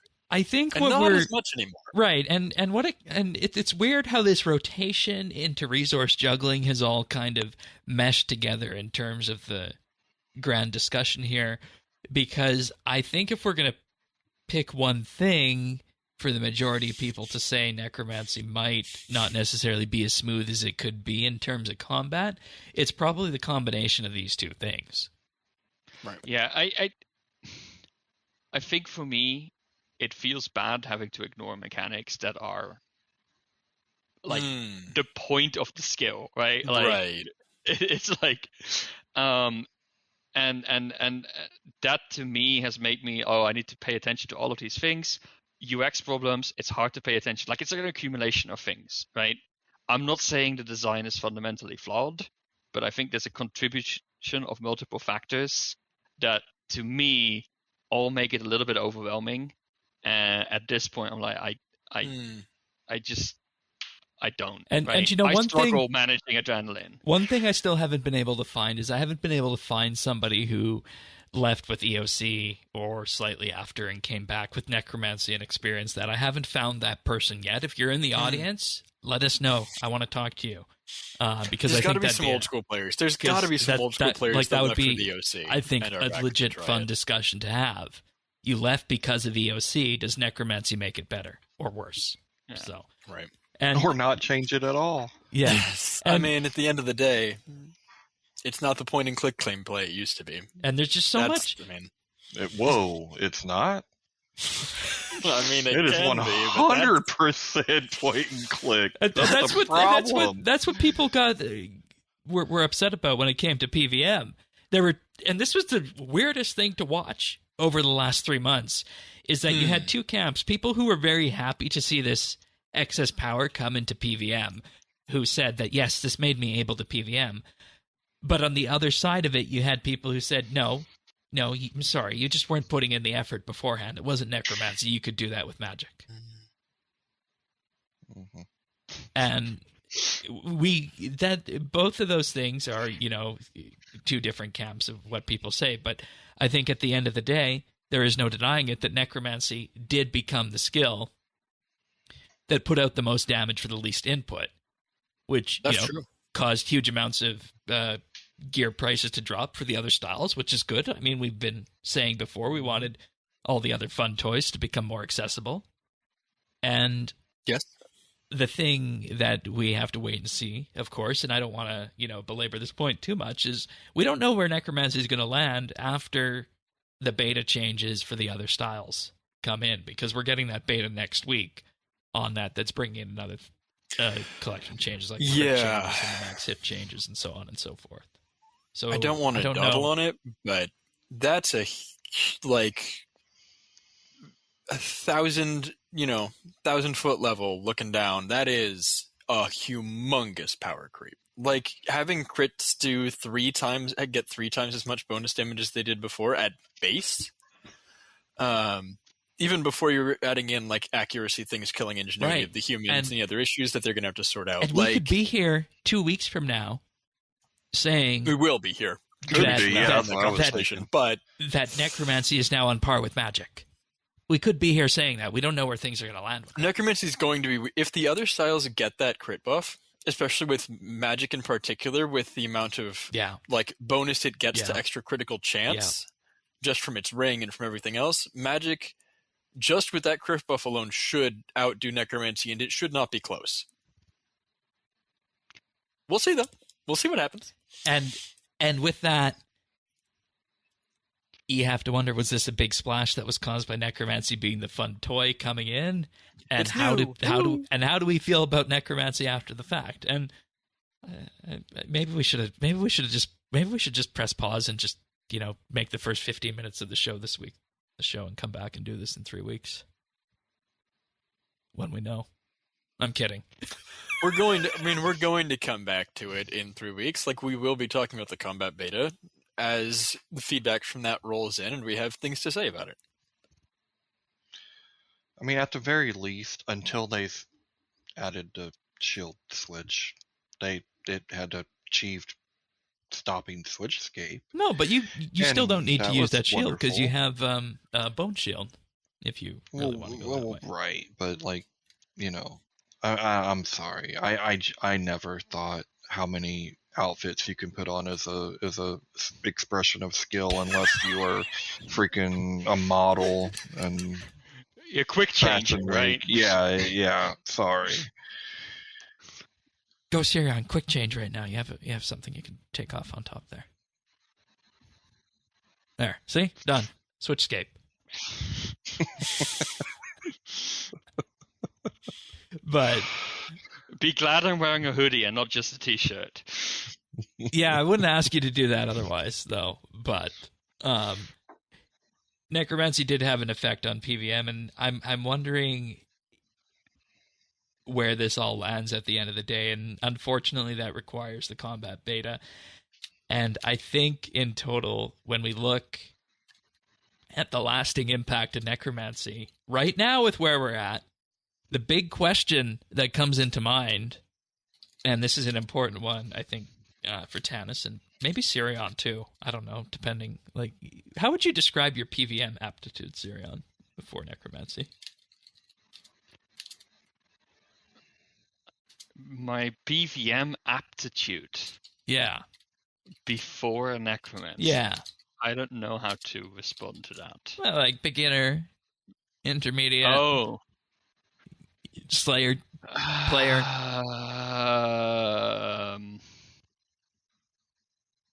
I don't think I was a beginner. Like, I knew the basics, but like I wasn't experienced. Like, most of my knowledge is theoretical. Okay. Like, I just don't have the finger agility to like hit the right buttons at the right time. And my question I got that is, part down. Does Necromancy accomplish its goal of making combat easier to learn in that case? And this is mainly, asked towards you, Tanis and Sirion here at this point. It, much like our president said, nothing fundamentally changed. I'm not like the world's, everyone knows I'm not a great PVMer. I can do things up to a Raxer. I think I'm pretty freaking amazing for a blind guy, but, not the same bar. And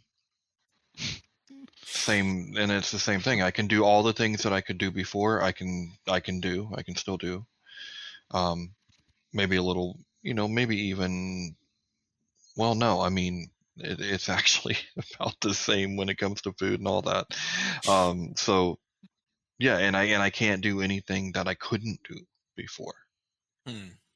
So okay, so it's just kind of remain static then. Yeah, and I love it for Slayer and love it for regular combat and stuff. But that's just I love it more stylistically than I do for any mechanical reason. Right. That makes sense. And I think for Thaxia and myself, we kind of got what we were expecting in this, right? Like it was a nice step up in power, but it didn't really. We didn't need that on ramp. It revamped the threshold system to not require you to have a specific amount of adrenaline already to cast them, which has always been an annoyance to me. It revamped some of the, like, conjures are interesting and impactful for combat, but they're not, the be-all, end-all. They won't fight for you. Like, I got pretty much what I was expecting out of the style. Like, it's got some things that are different, and they've tried some new stuff, and I've appreciated most of the kind of the differences as they are. It functioned as I expect it should. Yeah, to be honest, it does the damage I kind of expected. And when you put that all together, you're still dealing with the RS combat system at the end of the day, and if you're comfortable with that, you'll be fine with Necromancy. I think that's how you have to square that. And one. Go ahead. Yeah, one thing that I really appreciate about Necromancy, right, is that it's very accessible in terms of you don't need to buy a bunch of gear and a bunch of abilities, right? Like, you don't need to, like, a lot of rotations kind of rely on you getting, like, the Zut cape. Well, not necessarily the Zuck cape, but like other abilities. Like I was doing Carapac back in the day with like what was it, like ranged or magic, I think. Mhm. And I think somebody told me, oh, you need to get like greater concentrated blast because without that you're doing worthless damage, right? Like, yeah, that was Probably you. Yes. Like things like that, you're kind of forced to go and do a bunch of upfront investments to even get to the point where you can look into doing some high level PVM. Necromancy, sort of. You can do it, but like you will never get to a point where you're close to efficient and all that. Necromancy is different. Like you can get all of it yourself, right? With that said, you do have to do a little bit. Like you got to earn that fire cape to get that tier 90 weapon unlock.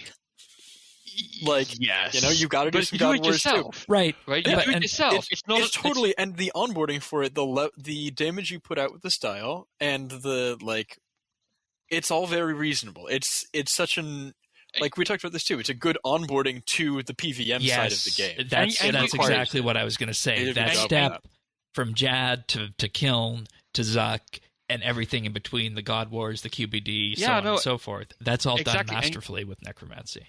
And you could do it purely with Necromancy, right? Like that's the nice thing. Yes. Like it's all designed. I did it purely with. I did not have any gear for any other style. Yeah, when I did so like this. that's the nice thing, right? Like you can be completely self-sufficient in this, like all of it. Like you have to even do these bosses, right? Like it forces you to go and do the bosses to get the high level gear. Mm-hmm. In Necromancy, you have to do Necromancy with Necromancy, like and that to me is a huge boon to the skill, right? Like that's I went and did next. Well, I ran around not dying. Well, Shane did next, let's be honest. But like I went to next for the first time. I'm gonna have to do the ambassador for the first time in not story mode. You know, things like that. It's going to encourage. It's gonna make me do a Raxor, which I've never done before. Yeah. Right. It's gonna make me do them. I'm gonna be able to do them because Necromancy is like it's sort of designed that it's good enough for me to do it with that level of gear, with that level of experience. Next, I think is a little challenging if you're not used to it. And the ambassador, I had to do trio for the ambassador. I didn't even try solo. I think I probably could have, but that's a level of skill. We pulled duo off. Through the journey, you sort of the game forces you to build confidence. It's telling you at this stage, with the level of gear you have, without buying anything new, you can do it. And you go and do it. And actually, it's not so bad. And I want to say how big and important this is, that if there's going to be one success story of Necromancy we're going to focus on, I want it to be this one. Yeah. Killy tasks were a masterstroke. Like, and again, I did this, and when I did it with a Dragon Rider amulet, and I had nothing. I literally, the gear that I was wearing, my death cost, when I died, I think I had a death to Nex or something. At some point I screwed up. I think I died to an ice prison. My death cost me 3K. That's how cheap my gear was. And that's it. That's what you need. That's it's crazy. Even at this point now, my death costs were only approaching 60 odd K. I haven't looked at what they are since I got the tier 95 gear, but with the tier 90 stuff, it's only like 60K. So you're not looking at it's The only downside I see of this particular thing is it's a little bit too little or too late, because I think the large portion of the RuneScape audience doesn't need this, right? We don't need the onboarding to PVM. But for people that did, it's a good, it's a good change in that direction where it's an encouragement. It's the I've been meaning to do it forever. And it's the same idea as the quest, right? They said that the number of people that were killing the Necromancy bosses, was more than they would expect, given it was just a newly released boss. Like Zamorak has so few kills.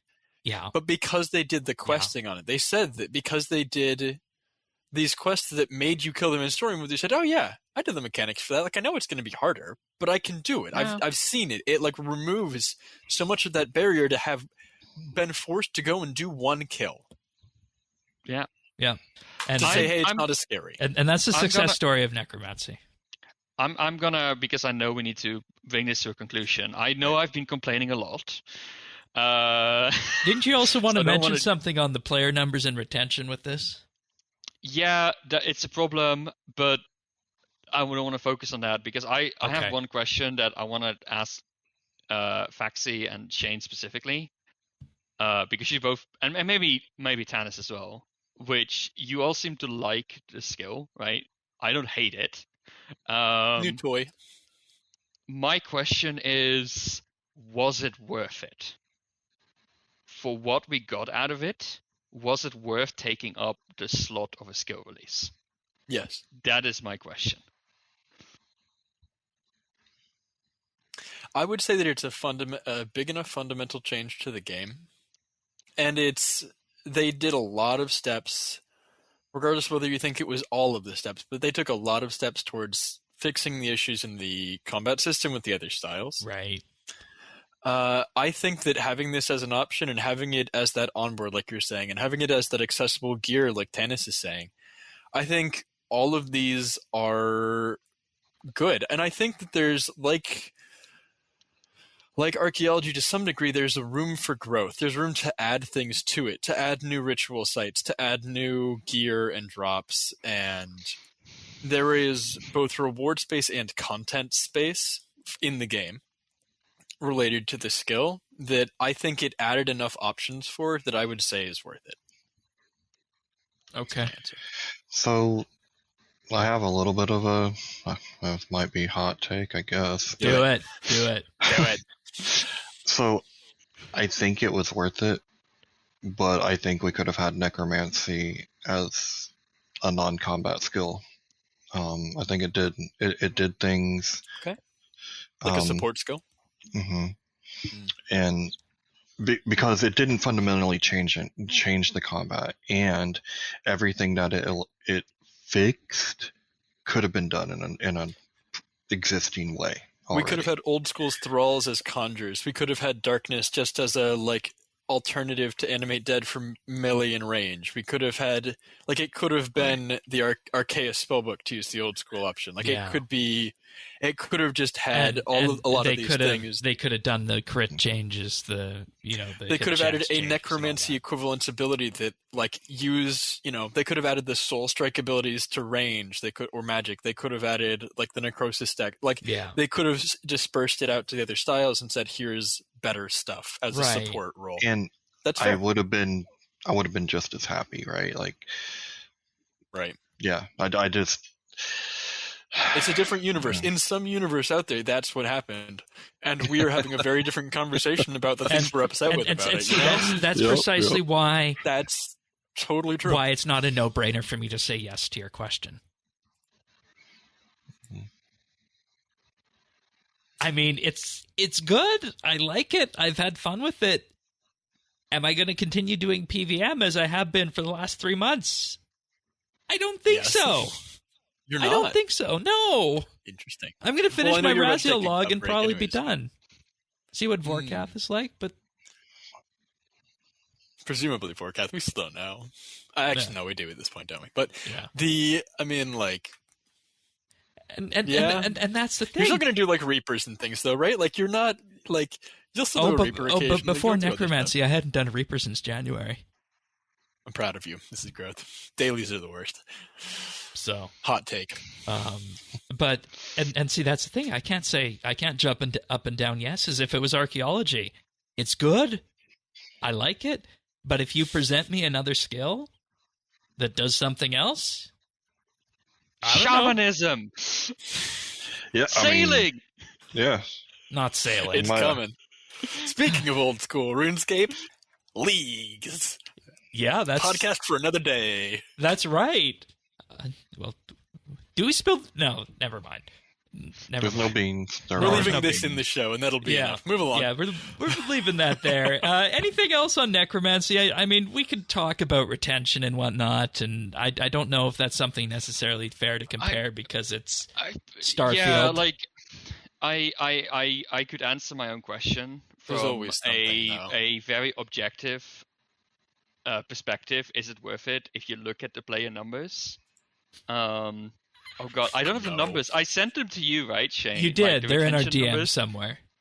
Yeah. Oh god. I did the math, right, where we looked at archaeology. Obviously, huge spike, but we don't care about the spike, right? But Shush. Pandemic.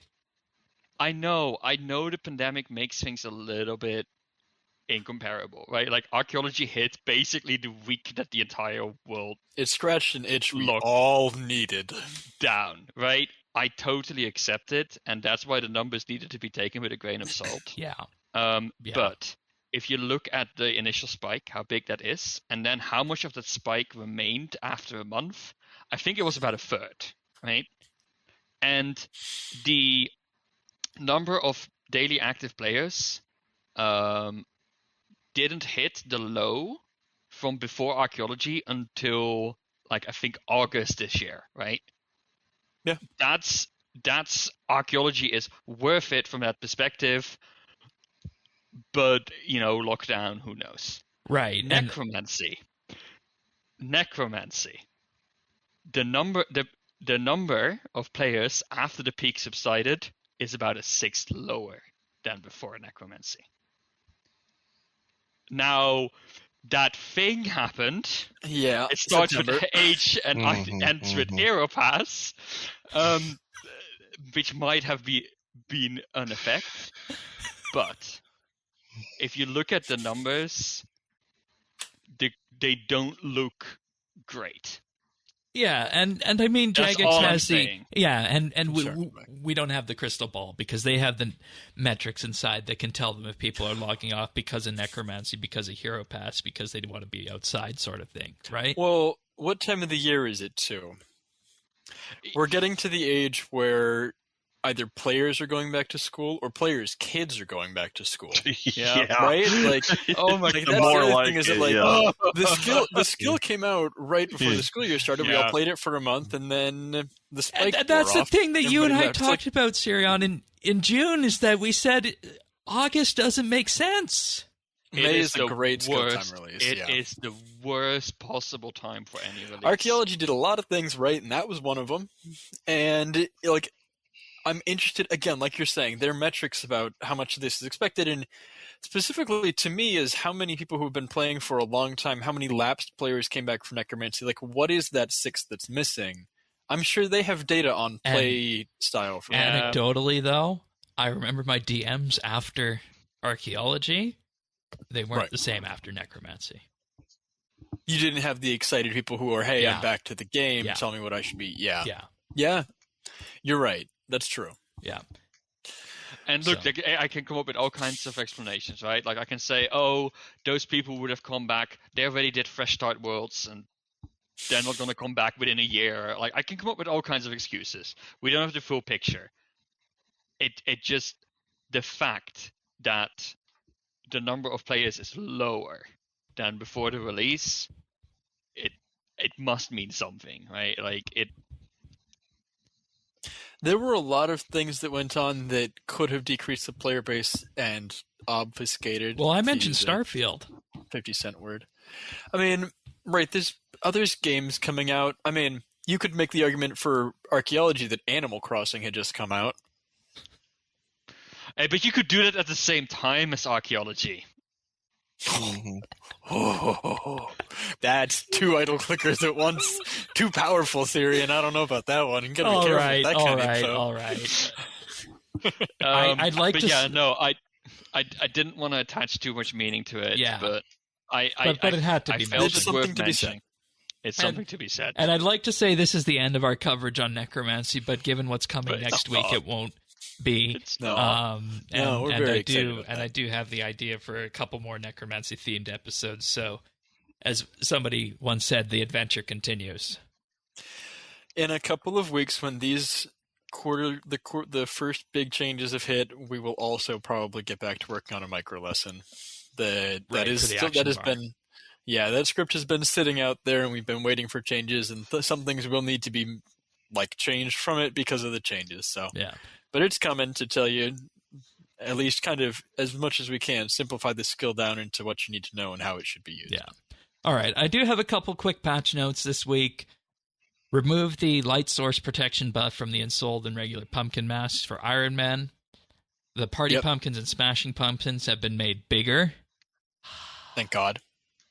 And the holiday portal located in Prif now teleports the player to an ongoing holiday event. some might have forgotten that existed. They forgot to link it to the fort. Yeah. Protean Essence was broken with the Protean processor between level 72 and 76 of runecrafting. Interestingly enough. Cool. Love how specific that is. Sometimes I just wish to see the code that was. Well, what was it? I mean, yeah, how did that happen? But also, what happened at those runecrafting levels? Like, that's right before. What is it? Yeah, blood is at 77, 5 water into 76. Like, I mean, I'm guessing they scale the XP, right, based on your rune crafting level, and I think that number was just funky. Armadillo runes are at 72. That's why it was broken, because it was trying to craft armadillo runes, and it couldn't. Armadillo runes are 72, and then 77 is blood runes. So 72 to 76 is it was trying to cast. That's funny. That's funny. It's what that is. Oh, that's wonderful. That's a you done goofed. All right. Also, you done goofed added an option to reset slider puzzles to resolve puzzles that are broken from the login lockout. It's a little overdue. Whoa. I'm sure there's probably like 10 people out there who love clues and have a clue alt at this point who are now like, I could do clues on my main again. Yeah. Not have to drop their hard clues every time they get that specific slider puzzle. And overhead emotes can now be placed on the action bar. Yay! I can give people random hearts in chat with a keybind now instead of having to actually go into my emote interface. That's nice. We went through that last week, but we'll say it again. Wonderful reward space. Yes, I'm like more pleased, just like this, and make them feels also cost so 2K. Asian, right? Like it's Asian games do this all over the place. It's pop-ups, yeah. These pop-ups, and like, I can't blame them though. I love it, absolutely love it. I am a fan of the space. All right, we do have some achievements this week. Actually, start us off. Yes, we do. Starting off with the Lucky Ducky with 120 Herblore on October 24th, and Ozazoya with 120 Necromancy also on October 24th. We had Lord Earth, God bless you, Reed, with 99 Necromancy on October 23rd. I saw him grinding that out. I hope he's enjoying his undead army. Congratulations. And we had Rolladude with 99 Necromancy on October 23rd. Nicely done. We also have Delta Polo with 120 farming on October 22nd. Nice to see those still coming in. Elder Onyx with 120 construction, and Mej Quest with 99 Slayer. Excellent. Crazy Legs 722 got 120 invention on October 20. Pony Picker got 120 mining on October 20. And another 120 farming by Swabush on October 20th as well. And then finally, Andzilla got 99 Necromancy on October 19. Woo! Congratulations, everybody. Nicely done. Nicely done. Good job. Pick of the week time. I feel like I've been monopolizing picks of the week, but I have one this week, and this is kind of a dual pick of the week with Sirion. And this is a web series that he actually introduced me to. It's called Jetlag the Game. And the idea behind it is that you got a number of people who are playing games focused around where the game is actually getting from point A to point B. They've done interesting things, like playing tag across Europe 2 times. They played Capture the Flag in Japan. New Zealand became a board game, and they played Connect 4 with the American states. And I wasn't sure what to think going in, but you mentioned it, and, you know, it's what has been going on in the background between level 90 and 115 Necromancy. So it's quite fun. I don't know what you want to say about it. Yeah, I mean, I just enjoy it. I mean, it's sort of a spin-off of a channel that makes sort of explainer videos, mostly around logistics. I mean, have you met me? Love logistics. They basically came up with this crazy idea, and they have been iterating ever since. Like, typically it's sort of a increasing line. Like each season they come up with like something new, and it's even more fun as well. Love the one where they did like a race around the world in 72 hours or 80 hours, I guess, if you want. Around the world in 80 days becomes around the world in 80 hours. Yeah, exactly. Right. So it was basically a race where they and it's not just about finding routes, but it's also they have to sort of earn coins to do the flights and do all kinds of exercises. It makes for hilarious moments. I think it's cut really well. It's paced really well, and I just love seeing the situation of transportation in different countries. I've been to Japan, so I recognize that. Yeah, the Japan one was interesting. But just the way they get around, like if it is in the US, they're flying everywhere, right? But tag across Europe, it's trains. It's trains, right? It's all trains and public transit. So I love seeing the difference, and overall, it's just good fun. They are just having good fun together, and I'm kind of jealous I don't get to play games flying around the world and doing silly, goofy things like that. Well, that's... I mean, have they went anywhere other than like Japan or the US? Like wouldn't it be a real test of skill? But I'm talking about like transportation. Let's see how you do in New Delhi when you're on a bicycle with 4 chickens in front of you and a moped on one side and a semi on the other. I'll see how that goes. It's a different world. They're filming another season right now, but I don't think they're in India. No, they posted something on Instagram where they're in Alaska, so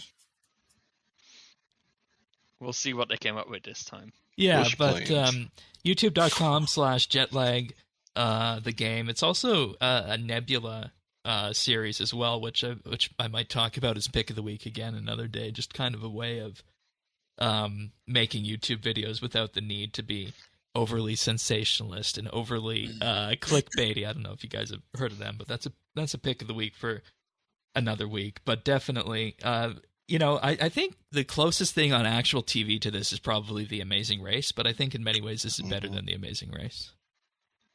Oh, that's cool, because that's what it was reminding me of, and we used to watch that. So, very cool. Maybe give a watch then. Sirion, which one would you say Tanis should watch first? Ooh, that's a good question. I think the Japan one was fun because it's a pretty close one. Like some of the rounds are, pretty decided early on. The last one I did in the US, I forgot how it's called. That one was pretty good as well. Race to the Most States, I believe that was. Yeah, Race by the Most States, where they basically had to, that one is also pretty good. Yeah, that one would probably be a good one because it kind of like shows at home and whatnot about how that would look. So. And then I would tag season 1 is one of my all-time favorites. Because it's so different. Because all of a sudden it's trains. And in your backyard in Europe. So. Yeah. Alrighty, let's talk briefly about what we've been doing then before we wrap up. Tanis, since Sirion gathering some wood, smashing a pumpkin when I catch them. They're easier to catch now, which is nice. But that's about it. Okay, Thaxi. I've been logging in to do my dailies pretty much every day. I am level 118 on the Hero Pass. That'll be done probably tonight, to be honest. Whenever I get the weekly done, or tomorrow morning when I get tomorrow's dailies. But that's been a lot of it. And then for me, it's been a lot of comprex. My necromancy progress has stalled a little bit because I've taken the time to get the perks for the Elder Arrows and do the new quest and enjoy all of that stuff. And done a good bit of fire making, just again slowly doing the pet grind. Got my I've done a handful of rituals. Trying to think, what else have I been doing recently? What are my big grinds for comp and stuff? I'm slowly working on doing a lot of POF, doing a lot of player-owned farms actually. Making sure I go to those at least daily to collect babies and get stuff growing for beans, because Shane, don't hate me, I don't want to do herb runs, so I'm just going to grow them all with beans. So I'm collecting a whole bunch of beans to get that trim wreck out of the way to buy everything out of the herb lore shop.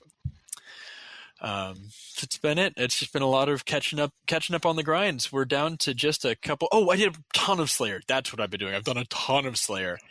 I finished collecting all my heads for the guardhouse. I've probably done a little over 100 tasks with necromancy now. Off in minimum length, just to like get things moving, get points up. But all of the I collected the last of the souls from the raptor monsters for the Tomorrow's Undead for refilling that. So my comp and Shrimrex are down to pretty much just clues. Oops.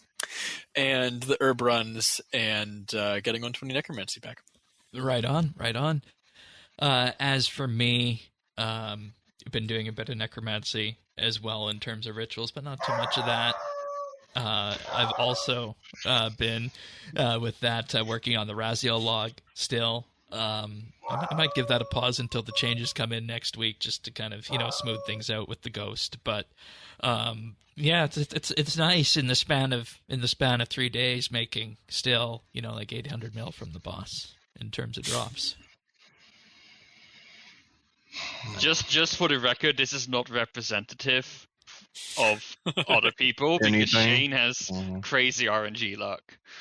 He's hitting the drop rate. That was a main hand and the hand piece and a crown over the span of about 3 days. So, but yeah, he's not normal. No. But Sirion? I did the kiln with necromancy. Yay! That was something I knew I had to do sooner or later, and I was putting that off. Zuck next. Putting it off. Yeah, Zuck's not easy. I know Zuck's next. I've never even attempted it with any stuff. You're going to be surprised at how not bad it is. Just stand in the right corner, and let it rip. I did kiln very slow and steady as well. By the way, I was like, I'm gonna take monsters one at a time. I'm gonna save. Do you know what your time was at the end of it? 52 minutes. Not bad. It was a PB. It's not bad. So it was honestly, it's not so bad. I just forgot one of the Jads. That almost went bad. That'll happen. But I did it. It's really not so bad. Necromancy is, I did not optimize it. And that's again, that true story of necromancy coming through. Well, kiln in particular, because kiln, if you're using the incorrect style of the triangle, you do 50% damage. Necromancy ignores that 50% reduction and does full damage to everything.